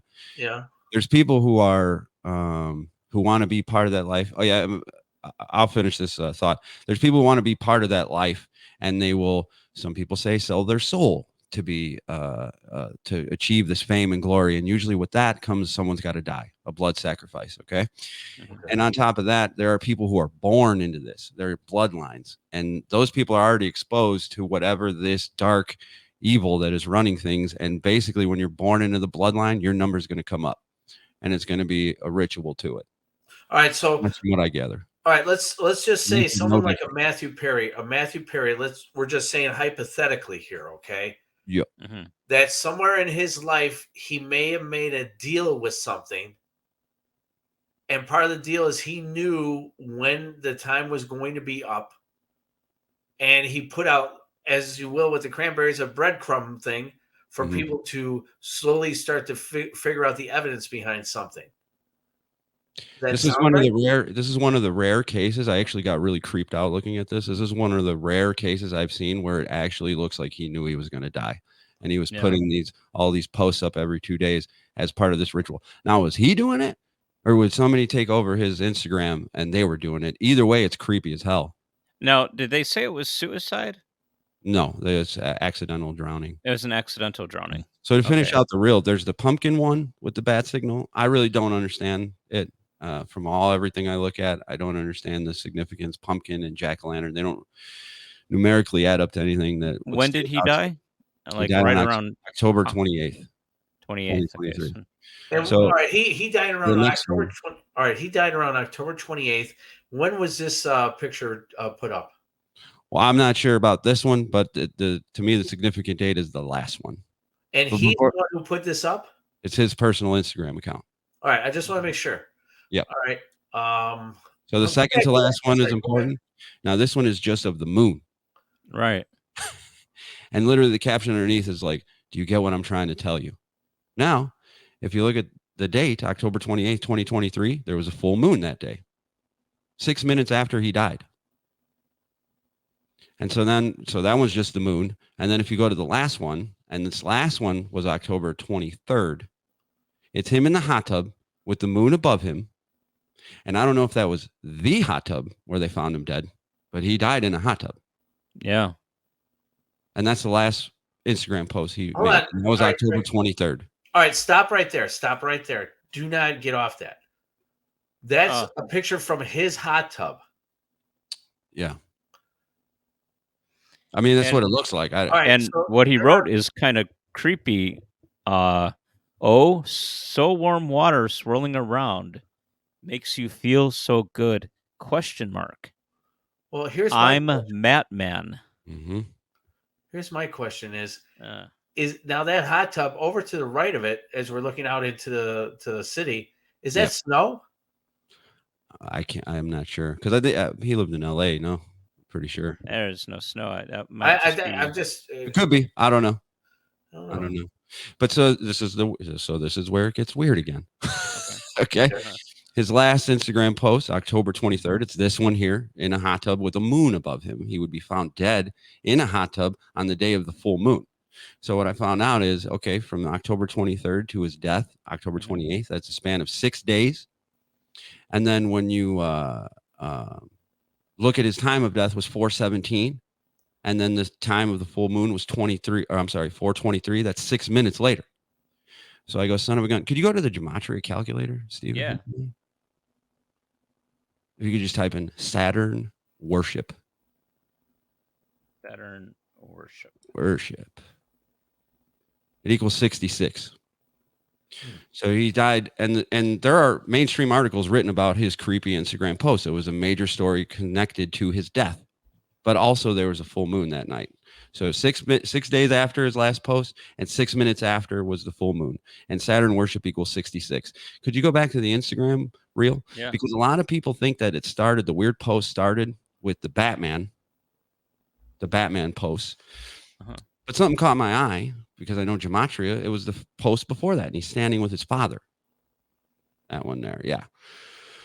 He's standing with his father. His father's named John Perry. Now, Okay. they're not standing in the middle of the thing. It's almost like that sign is glaring. You see that? Yeah. I forget what I forgot. Now I sent you a pic of it, or you could type it in. I forget what I forgot. Oh no, I had it. Yeah. Hold on a second. Got it. You got it. Okay. I forget what I forgot. And 93. boom, it equals 93. And Saturn equals 93. He died on a Saturday, 6 minutes after would be the full moon, 6 days after his post. Saturn worship equals 66. 222 is 6. There you go. Right. 105 is 6, right? Indeed. Yeah. And 12, 1, 3. Or 3. Yeah. 1, 2. So this was all, weird stuff. It was getting real weird. And that's where I thought it ended, was the Instagram post. I'm like, okay, very bizarre, no doubt about it. I legit got creeped out by looking at it. But that's when I get into this bloodline stuff, because there's his dad, and his dad was an actual actor and performer as well. And when you look at his grandfather, he comes from old money. So if we're talking about bloodline stuff, I know he had something where he said, "Oh, I wish I could have been an actor, and that was my dream." Well, you came from money, bro. He went to school with what's his name, the goof from Canada, Trudeau. Trudeau guy, yeah. They went to school together in college. So this guy didn't come from nothing. You know what I'm saying? Right. And so there's this creepy picture with his dad, and that stood out to me very much. And so I still, okay, that's it. I left it alone. But then the movie Leave the World Behind came out. I heard about this movie, but I haven't seen it. And I could talk about it without really giving spoilers, but there's little stuff in the background happening, and it's directly related to Matthew Perry. Really? Which is crazy. So even if you just type in Leave the World Behind. Okay.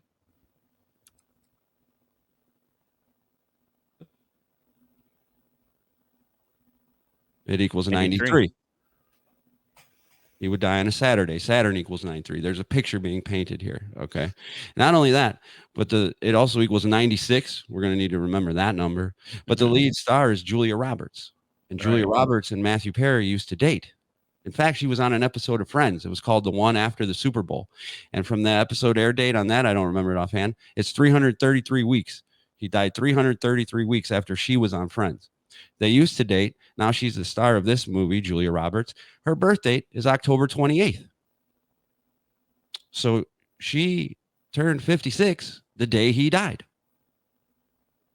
Oh. I don't know if that, I don't know. Let me ask you this. Look at Barack Obama for a second. That's one. Barack Obama. Is it 2 hours or 1? 1. 2 hours. No, it is 2, I think. I Googled it. It's 1. Okay. I thought it was 2. All right. The reason why I asked the significance is because him and his wife produced this film. Yes, they did. What is Barack Obama equals 32? Well, I could tell you that the Jesuit logo is a sun with 32 rays. Barry Soetoro. I don't know where that name comes from. No idea. Look up Michelle Obama. Look up Michelle Obama. Oh, Michelle? Okay. Obama? Oh. You were tempted to write Michael. I almost wrote big. Michelle. That's all right. Barack Obama got it wrong himself. He called her Michael twice. He did. He sure did. Well, there you go. Look, Michelle Obama equals 54 and 72. Those are Jesuit numbers. Oh, yeah. The reason why, like I said, because they were producers, which I'm gonna tell you something. So I watched them when we leave behind. Well, actually, I watched bits and pieces of it. Yep. the weird significance to this thing is that how does a president of the United States of America come up with a film like this? Supposedly it was written before they produced it. Mm-hmm. Why would it be backed by a president of the United States? Why It's would pretty someone weird. Yeah, I don't know. It's pretty weird. for And the people movie's about like end of the world stuff and Yeah. like and how it all gets broken down, how they're going to go through a whole plan of how everything's going to get done. Ladies and gentlemen, I'm going to tell you something.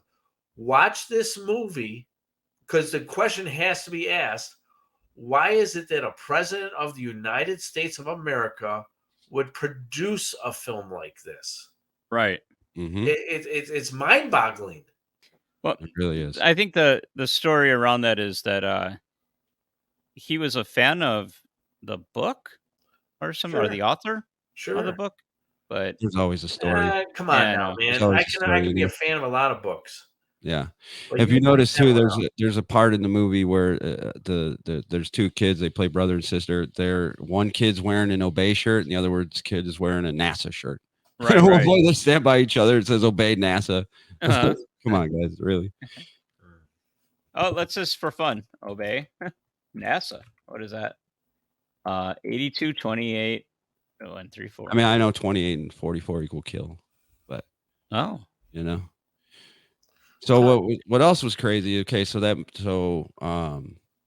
Leave the World Behind also. So it stars Julia Roberts, who has the same birthday as his death date. That's Mhm. pretty strange. Okay. Yeah. Oh, there was one last thing I wanted to tell you. So he was concerning the Instagram, he was specifically quoting the or referencing The Batman, the latest one with Michael Pattinson. Well, the release date on that was March 4th, 2022. Okay. If you go from March 4th, 2022 to his death, October 28th, 2023, it's a span of 604 days. Can you write kill actually in the gematria calculator? Kill equals 64. He died on October 28th as the date, leaving 64 days left in the year. Can you type in Matthew Perry, please? You still got the K in front. Yeah, no, I gotcha. Matthew Perry. Matthew Perry equals 64. Died on the day, leaving 64 days left in the year. Referencing a movie that happened 604 days before his death. And kill equals 64. And if you look at the other co-star in it, the girl who plays Ruth Washington, the daughter of the guy who owns the house.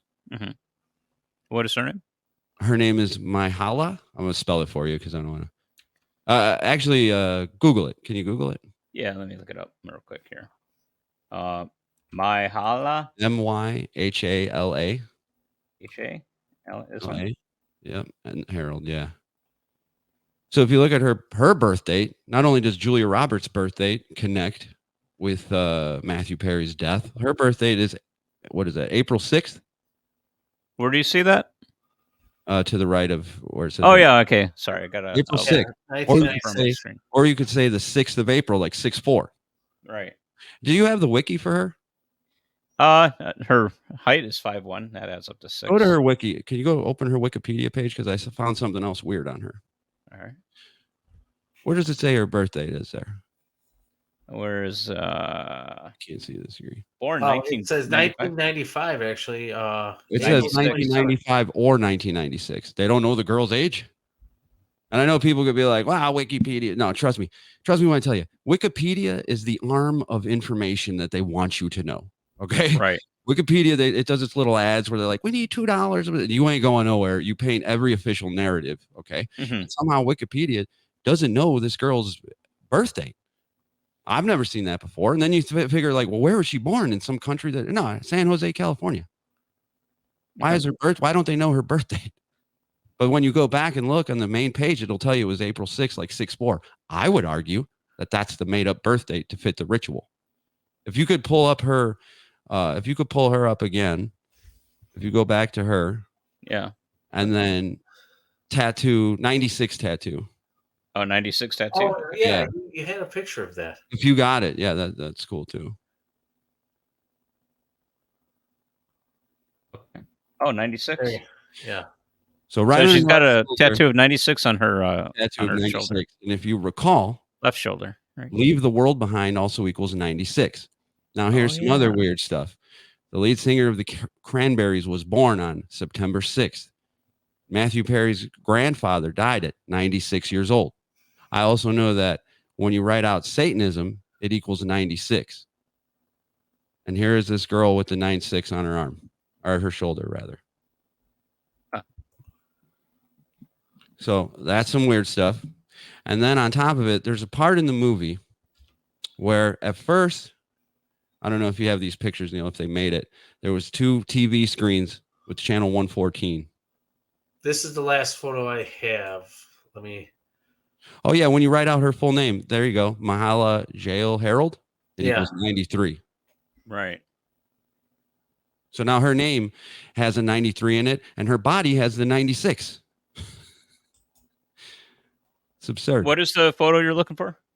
It should be of it was a still that I sent Neil. If not, I could just describe it. Yeah, it didn't make the. I'm sorry, it didn't make the cut. So basically, if you watch Leave the World Behind, there's a part where they're flipping through channels. Okay, they're flipping through channels because they're not getting TV reception. Now there's a part where Julia Roberts does it, and the first number she starts off with is 114. That was a picture I sent.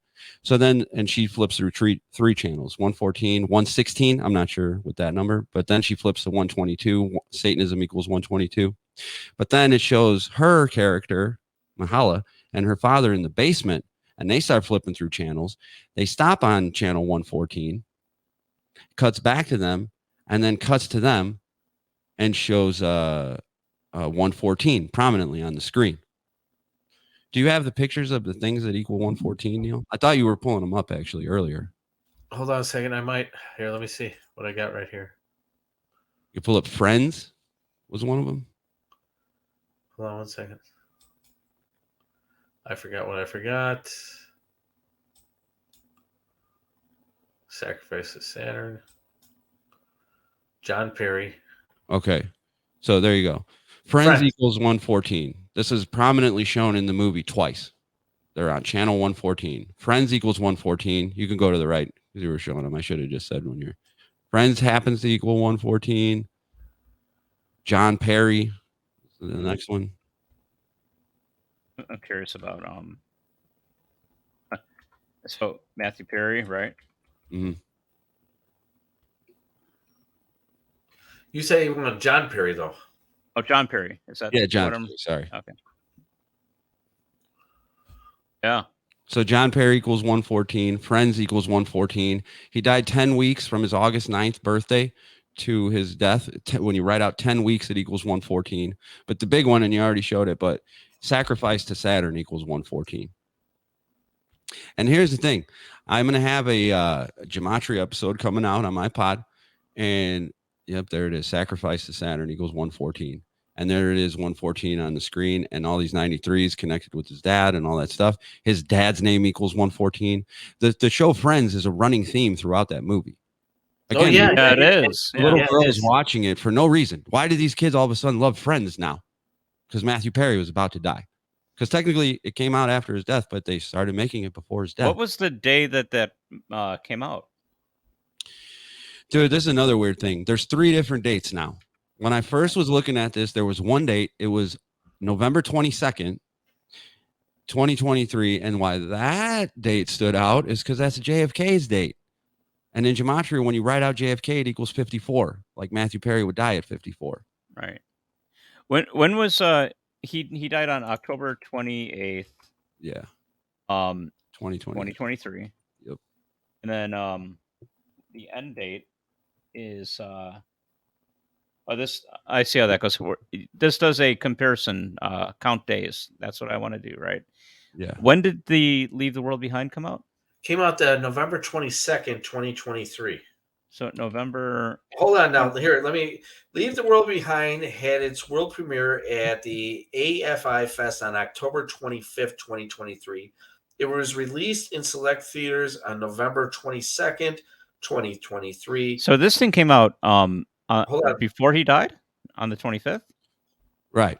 The first original release at the festival would be before his death. When was his last Instagram post? October 23rd. Okay. So then, but the Netflix premiere streaming release on Netflix was December 8th, 2023. add up the numbers 25 and 22 comes to 47. Add on 8, 47 comes to 55. What's the significance of the number 55? Satan equals 55. Look, pull that up there. Hold on. Pull that up there, Steve. Satan. What the? What the? This is all dark. I'm telling you, this is the death cult, man. So let me totally understand something. Doesn't Okay, 80 come up a lot too in our last conversation? I'm sure it does. I'm sure it Yeah. does. That's why I'm saying we could literally talk about this event for everything. We need to train an AI on these patterns and then have it learn. Like, it's beyond us, right? But maybe a computer can figure it out. It's crazy. Wow. So the other thing too, and I'm gonna, like I said, I'm having my gematria episode come out, and on that episode, I am going to say, not only does John Perry, his dad, equal 114, Friends equals 114, Sacrifice to Saturn equals 114. They show it twice in the movie, but John Perry's birthday was January 14th, 114. That was like the cherry on top. Okay, and the reason I said that is because it was 114. But guess what? A couple of weeks ago, I was talking to somebody at work who wasn't really, I'm explaining some of this stuff, and I was like, and his birthday's 114, and I pull it up and look, and it is not 114 anymore.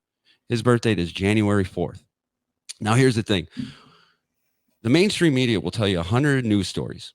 They'll be wrong about 9 of them, and they'll lie about the other 90, and they'll get one right. And everybody still believes what they say and tunes in every day. They're known liars. They're known at being wrong, right? But people still trust them and listen. Me telling conspiracies and stuff like that, I'll tell you 100 things. I'm not lying about any of them. I'll get 99 of them, 99 things right. If I get one wrong, then everything I just said, people are like, see, you were wrong about everything. Okay. So I have to triple, like I say, when we speculate, we could be all over the place. But when I'm presenting stuff, I have to triple, quadruple check. I have to make sure that this guy's birthday was January 14th, and it was. And now it's January 4th. This other thing that happened, I saw this happen when Chadwick Boseman died, the guy who played Black Panther. Now, he died on Jackie Robinson Day. Okay. Yeah. This big movie breakthrough was playing Jackie Robinson in the movie 42. And the day he died, the whole MLB, every single person was wearing the jersey number 42. He would die at 42 years old. And I'm telling you guys, the next day, he was 43 years old.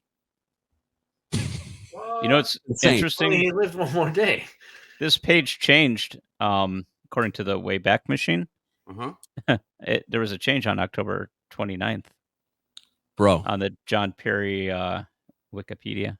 I'm telling you. So I realize I'm making outlandish claims at this point. But I want to tell you guys about something. So you guys, can you actually Google Damar Hamlin? You guys remember this guy? Who is this now? Damar Hamlin. He was a football player who collapsed on the field in the middle of Monday Night Football. Here, before you do that, hold on one second. I just have one more. I had to throw this in. I was trying to. Yep. What is the significance of the number 78? Is there a significance of 78? Not that I'm aware of. Okay, we'll look back on that in a minute then. Yep. Go ahead. Go ahead. Yeah. So if you go back to that, I just want to load this up at the same time. Okay. Okay, so if you Google Damar Hamlin, can you find his birth date? Do you remember this story, guys? It was a couple years ago. I remember this. Yeah, he passed out. He wears the number 3. He gives the signs 33, all that stuff. He passed out in the middle of Monday Night Football, and a lot of people say that he died right then and there on the field, and still believe that, because after his death, there was a lot of like weird posts. He wouldn't show himself, and people were like, "Just put a picture of yourself. We know you're okay." He would be wearing a hood. It was all real creepy stuff. And then all of a sudden, he showed up, and he was like, "I'm fine. What are you guys worried about?" And people, I don't really go here with it, but some people think he's a clone. It's conspiracy night. I don't go along with that kind of stuff. But that event was very strange. Okay, and his birth date is March 24th. You see that? Yep. His birth date is March 24th. Okay. Did you guys know? And by the way, the story is he collapsed. He's got heart issues. He might have to retire. But a lot of people were convinced he died right then and there. The ambulance is weird as hell. Like there's a lot of course, weird stuff as always. So his birthday is March 24th. Did you guys know that there's one NFL player who died on the field? No. There Okay. was like 1980s, wasn't there? A little before that. Can you Google Chuck Hughes? And what's funny is we're Chicago guys. It was a Chicago Bears game. Yeah, that's what I was going to say. Wasn't it? What's his name? Hit him. Who recently died? Chuck Hughes. So we're looking for Chuck Hughes' birth date, actually. That's when he died. Yeah. Right. Because a lot of people were saying that he had the same birth date as Damar Hamlin. Yeah. March 24th. And then all of a sudden now, when you go and look, what is it? March 2nd? Yeah. And people were saying they changed his birth date, as I've been saying with these last couple of things. But if you go to a website called profootballreference.com. Okay. And this is my I'm home stretching here. Okay.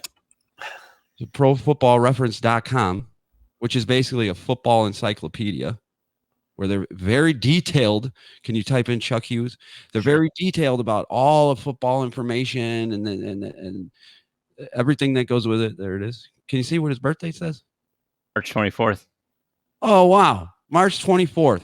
Still the same birthday as Damar Hamlin that people said was changed. In this reference website that their whole thing is for referencing, they got to get everything right. And look how many career games he had, 38.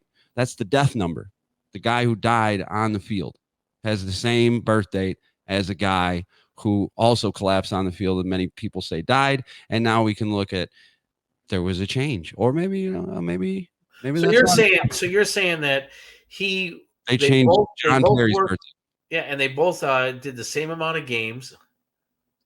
And I don't know if they did the same amount of games. I'm just saying the guy who died, he played 38 games, and that number, death 38, murder 38, all that. It's all connected to death, and that's his, and he would die on the field. All right. So I'm going back to John Puri. I'm really curious. I want to see what they changed. It's wild stuff. Yeah, it's crazy.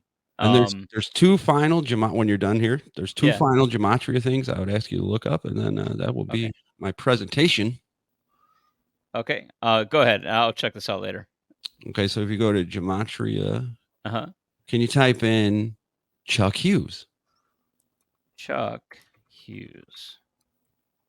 114 equals 114. Isn't that funny? The guy who would die on the field. And the last thing, because these birth date changes are happening, I'm like, what? Let me just see what happens when I put in birth date changes. Could you type birth date changes? 144 and 72. The Jesuit numbers. The Jesuit numbers that connected to the Pentagon. That connected to now I forget. But you know what I'm saying? Here's these numbers. Oh, the Metallica album. In connection. And now when you write birth date changes, I know people are like, well, you can write birth date changes. You're still going to get a 144. 72 won't be there. So if we're looking at who's behind this stuff, the numbers are saying stuff. The numbers are saying something. The NFL. Right. The Jesuits. Okay. That was the NFL. Not regular Jesuit people again. The people at the top have infiltrated. It's my belief that because it's conspiracy night. Yeah. It's my belief that it is a death cult, and you could call them Satanists, or they worship Saturn, or they're the Rosicrucians, or all these societies. It's like they're all different factions, and they're all working for the same dark entity, ultimate evil. Wow. Weird. That's do you think it's other religions too? Like, I believe so. No offense to anyone, but I believe so. I believe everything, all war. All right, so let me ask you this. The death cult. Let me ask you this then. Would you think then, just opinionated, do you think every religion has an assignment number? What do you mean? Like Jesuits? Right, so like you said, the Jesuits. Oh, sure. Yeah, I mean, I don't know, but it does seem like the Jesuits' assignment would be working these numbers in gematria, like they're in charge of that. Is that what you mean? Yeah, like they understand the numbers in the Jesuit religion, okay? So they make sure that significant things happen on those dates and times and blah, blah, blah. Certain individuals who have line up their names with those numbers, that somehow or another they influence and maybe snuff out people? 'Tis my belief by the Weird. numbers. And the thing about it is, it's like ancient Kabbalah says, God created the world with letters and numbers. Well, these dark arts bad guys are taking the letters and numbers and using it for evil. In events What like does 9/11, celebrity deaths, earthquakes, like you look, I'm telling you. That's why I want this to be like common knowledge for all people to do. All right, so let me just, Steve, real quick. You pull up the gematria. I want to ask you two things, Steve, and then we're gonna probably close out the night. It's just because now I'm curious about something. I want you to type in the first word is annual.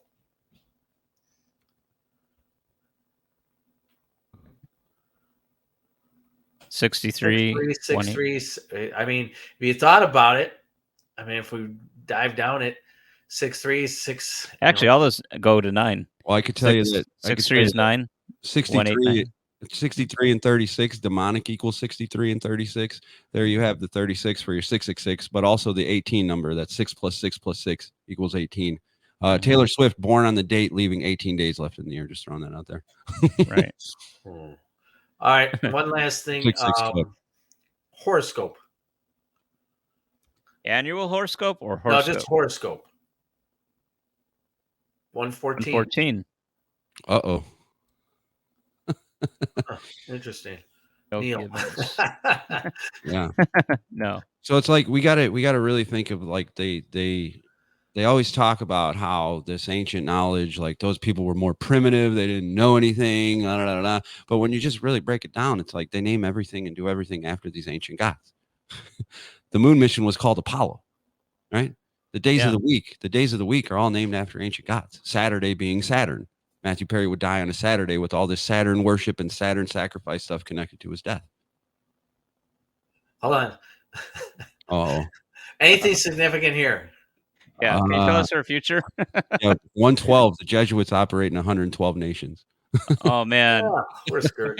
We're a psyop. No, we're not. Uh-oh. No. Well, you know what? I'm gonna be honest with you. Tonight was a very entertaining night, and like I told the guys in the beginning, it's just gonna be like guys just hanging out, like if we were at a bar or whatever. Yeah, it's fun. Let's just bull crap for the night. One more thing though. I know we got to wrap up. This is extra long, but let's just take just a moment. What about the future? What do we like? I know we got Leave the World Behind, and they drop predictive programming. Yeah. You know, in this, and this is like the collapse of our civilization, I guess. Yeah. There's like this Civil War thing coming out. Okay. Seems like they're trying to push Civil War. It just seems like there's a theme, you know, like, but what do you see in some of the commonalities and stuff that's being put out there right now? What are they trying to tell us through movies? Well, they're definitely trying to push Civil War. They always push division, but the big thing is like Project Bluebeam with the alien stuff, the UFO Right. stuff. And to me, I don't buy it. You know, it's just another thing where they spent all these years. By the way, Area 51 with the, like you said, but when you write out conspiracy in this, it equals 51. They've spent years. Everything they do, to me personally, is pre-planned way in advance. Way in advance. Oh, So yeah. it's just like we're being strung along on some kind of reality script where these events are not happening naturally, but they're happening in the timely fashion that they need them to. And it seems like they're pushing a lot of this alien stuff with the drone technology and hologram technology. They could do anything they want and make it look real. I don't like to push that kind of stuff because of like fear stuff, and I don't really go with that. And to me, also, I feel like it's spiritually something's like feeding on our low vibrational energy. If you go and look back from like all throughout time, the threat has always been the world's going to end. And that's what they always push. Like if it's not, you know, nuclear holocaust, the earthquake, they're talking about the poles shifting, and they're talking about asteroids hitting us, a virus, or climate change. Now there's always this threat. But if you really think about it, nothing happens. Well, it's every generation that comes by always says, "Oh, the end of the world's coming, man." To talk about the next generation, and you know what, you talk about happening from the beginning of time. Yeah, but you talk about Bluebeam. Yeah. Okay, I'm actually I really do believe that they are going to attempt a false flag thing like that, where it's going to be an alien, and they're going to make it so that you have to find your savior, and your savior is going to be your government. Of course. And you're not safe in your own home, but we have places. We where got you these will be shelters, safe. man. And guess where I'm not going? Yeah. There. Oh, just while we can't have one last thing, alien invasion. Can you type in alien invasion? Yeah, let me bring up the I've screen never again. looked. Just to see. Yeah, because I'm the That way seems that like they the next thing, you know, the way they're pushing it, UFOs and all this stuff. It's like they're trying to scare people. 114. Yeah. Okay, so 144. I know that the Jesuit order equals 144. Not to say I don't want to say like I don't want to be on the bad side of anybody, but there's other invasions happening. Mm-hmm. Yeah, I mean, yeah, it's It's clear not on natural. TV. It's not natural. Yeah, there's a lot of things that are unnatural. I mean, there's things that are going on right now in our country alone. And understand, ladies and gentlemen, I'm not trying to get political, but what I am going to get is that this is getting out of control the way that the world is right now. Yes. And a lot of it is significant of evil that is going on. It's just when you break stuff down and get to the bottom of it, it's like me personally, this is Doug talking. I don't trust any politician, either side. They're not going to be your savior. They're not going to, all they're going to do is follow suit. And we have death, destruction, and war, and it never ends. And but why? Because when I'm out with like fellow people or reasonable people, nobody wants that. Everybody just wants to live their life and be successful and have their family and friends and have their fun. And that's what the people want. But there's these people at charge that keep pushing all this crap on everybody and leading to the death and the starvation and all this stuff. It shouldn't be like that. We have the resources for peace and everybody to be fed and sheltered. It's all there. But it's just interesting happen. When something challenges the the everyday status quo. You get to see who's who by the reaction to it. Sure. If somebody is a threat to say how things have been or how things that they want things to go, they demonize that person, and you can just see buzzwords. Yeah. Right, and you can see who's doing it and who shouts the loudest. Thou protest too much, perhaps, would be something I'd say to them. But yeah, you get to see true colors. So I think it's crazy right now, and I don't trust one side or the other completely. No. But I do think I think we do live in interesting times, and I think Very that interesting times. we're seeing But things. I also think the change is coming for the better, because It is coming for the more better. people are getting fed up. I feel like more and more people are waking up. The younger generations are waking up. They're hearing this stuff. They're not really falling for the way the CIA demonized the term conspiracy theorist. The kids aren't really falling for that these days. Right. It seems like they're just like, yeah, this doesn't add up logically. So right there alone, and it seems like more and more people, and that's what I'm hopeful for. And I'm hopeful that this death cult will be, they're going really hard in the paint right now and lately, and they're showing their hand. It's just been too much ever since 2020. It's been a nonstop roller coaster ride every day of just madness. They're panicking for some reason. It's like they're running out of time. Yeah, and it's just getting desperate and weird and somewhat unpredictable. But at the same time, it's kind of like the Alex Jones thing. It's like, oh wait, we kind of saw this coming. With the virus and the lockdown, they were doing stuff beforehand. They were practicing this stuff. Like, we really pay attention to what are they doing. They show you, but they also try to distract you. They try to distract you with like, I'm not saying that this was what happened, but the death of a celebrity, might be a distraction that they make happen. Sports is always a distraction with these ridiculous news stories, like we were saying earlier. Don't think about this one anymore. This is the new one. Right. Think about this. Think about Taylor Swift going to the Super Bowl, and everybody's going nuts. It's like it's silly. Crazy. All right, ladies and gentlemen, we appreciate you all listening tonight. And Doug, as usual, we appreciate you coming on board. This was a really good talk. I mean, we went from one place to another place, and it like I said, it was just three guys just sitting down, just bull crapping with each other about. Yeah, it was great. Thanks for having me. Yeah, absolutely. And you can look him up on YouTube. And tell them all about your podcast real quick, Doug. Let Okay, me shoot so a picture of it too. real quick, sip of courage. Right now, we're only on YouTube, and we're just getting started. I think our 7th episode just came out. We got our 8th one cooking. It's going to be out soon. And basically, it's me and my buddy Danny, and we're just a couple of blue collar dudes that are just pointing out all this stuff. We talk all things conspiracy, but we like to do it in a comedic way. We like to crack jokes wherever we can because a lot of this stuff can be very heavy, and so we feel like it's just better receiving it. You know, let's not to be too serious. Let's have a laugh, but so let's talk about this stuff. Let's expose it.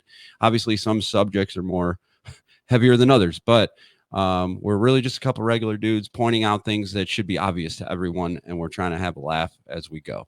And Sip of Courage on YouTube.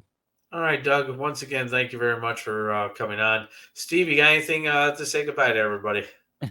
Thank you, everybody, for watching. It's really long but informative. I think one of the better podcasts that we've had. Thank you, Doug, for being a part of that. And we absolutely have to have you on again. Thank you, One of my guys. favorite guests. Oh, yeah. You guys are great. Love being here. It's an honor every time. Appreciate it, guys. Thank you. And like always, boys and girls, remember, boo.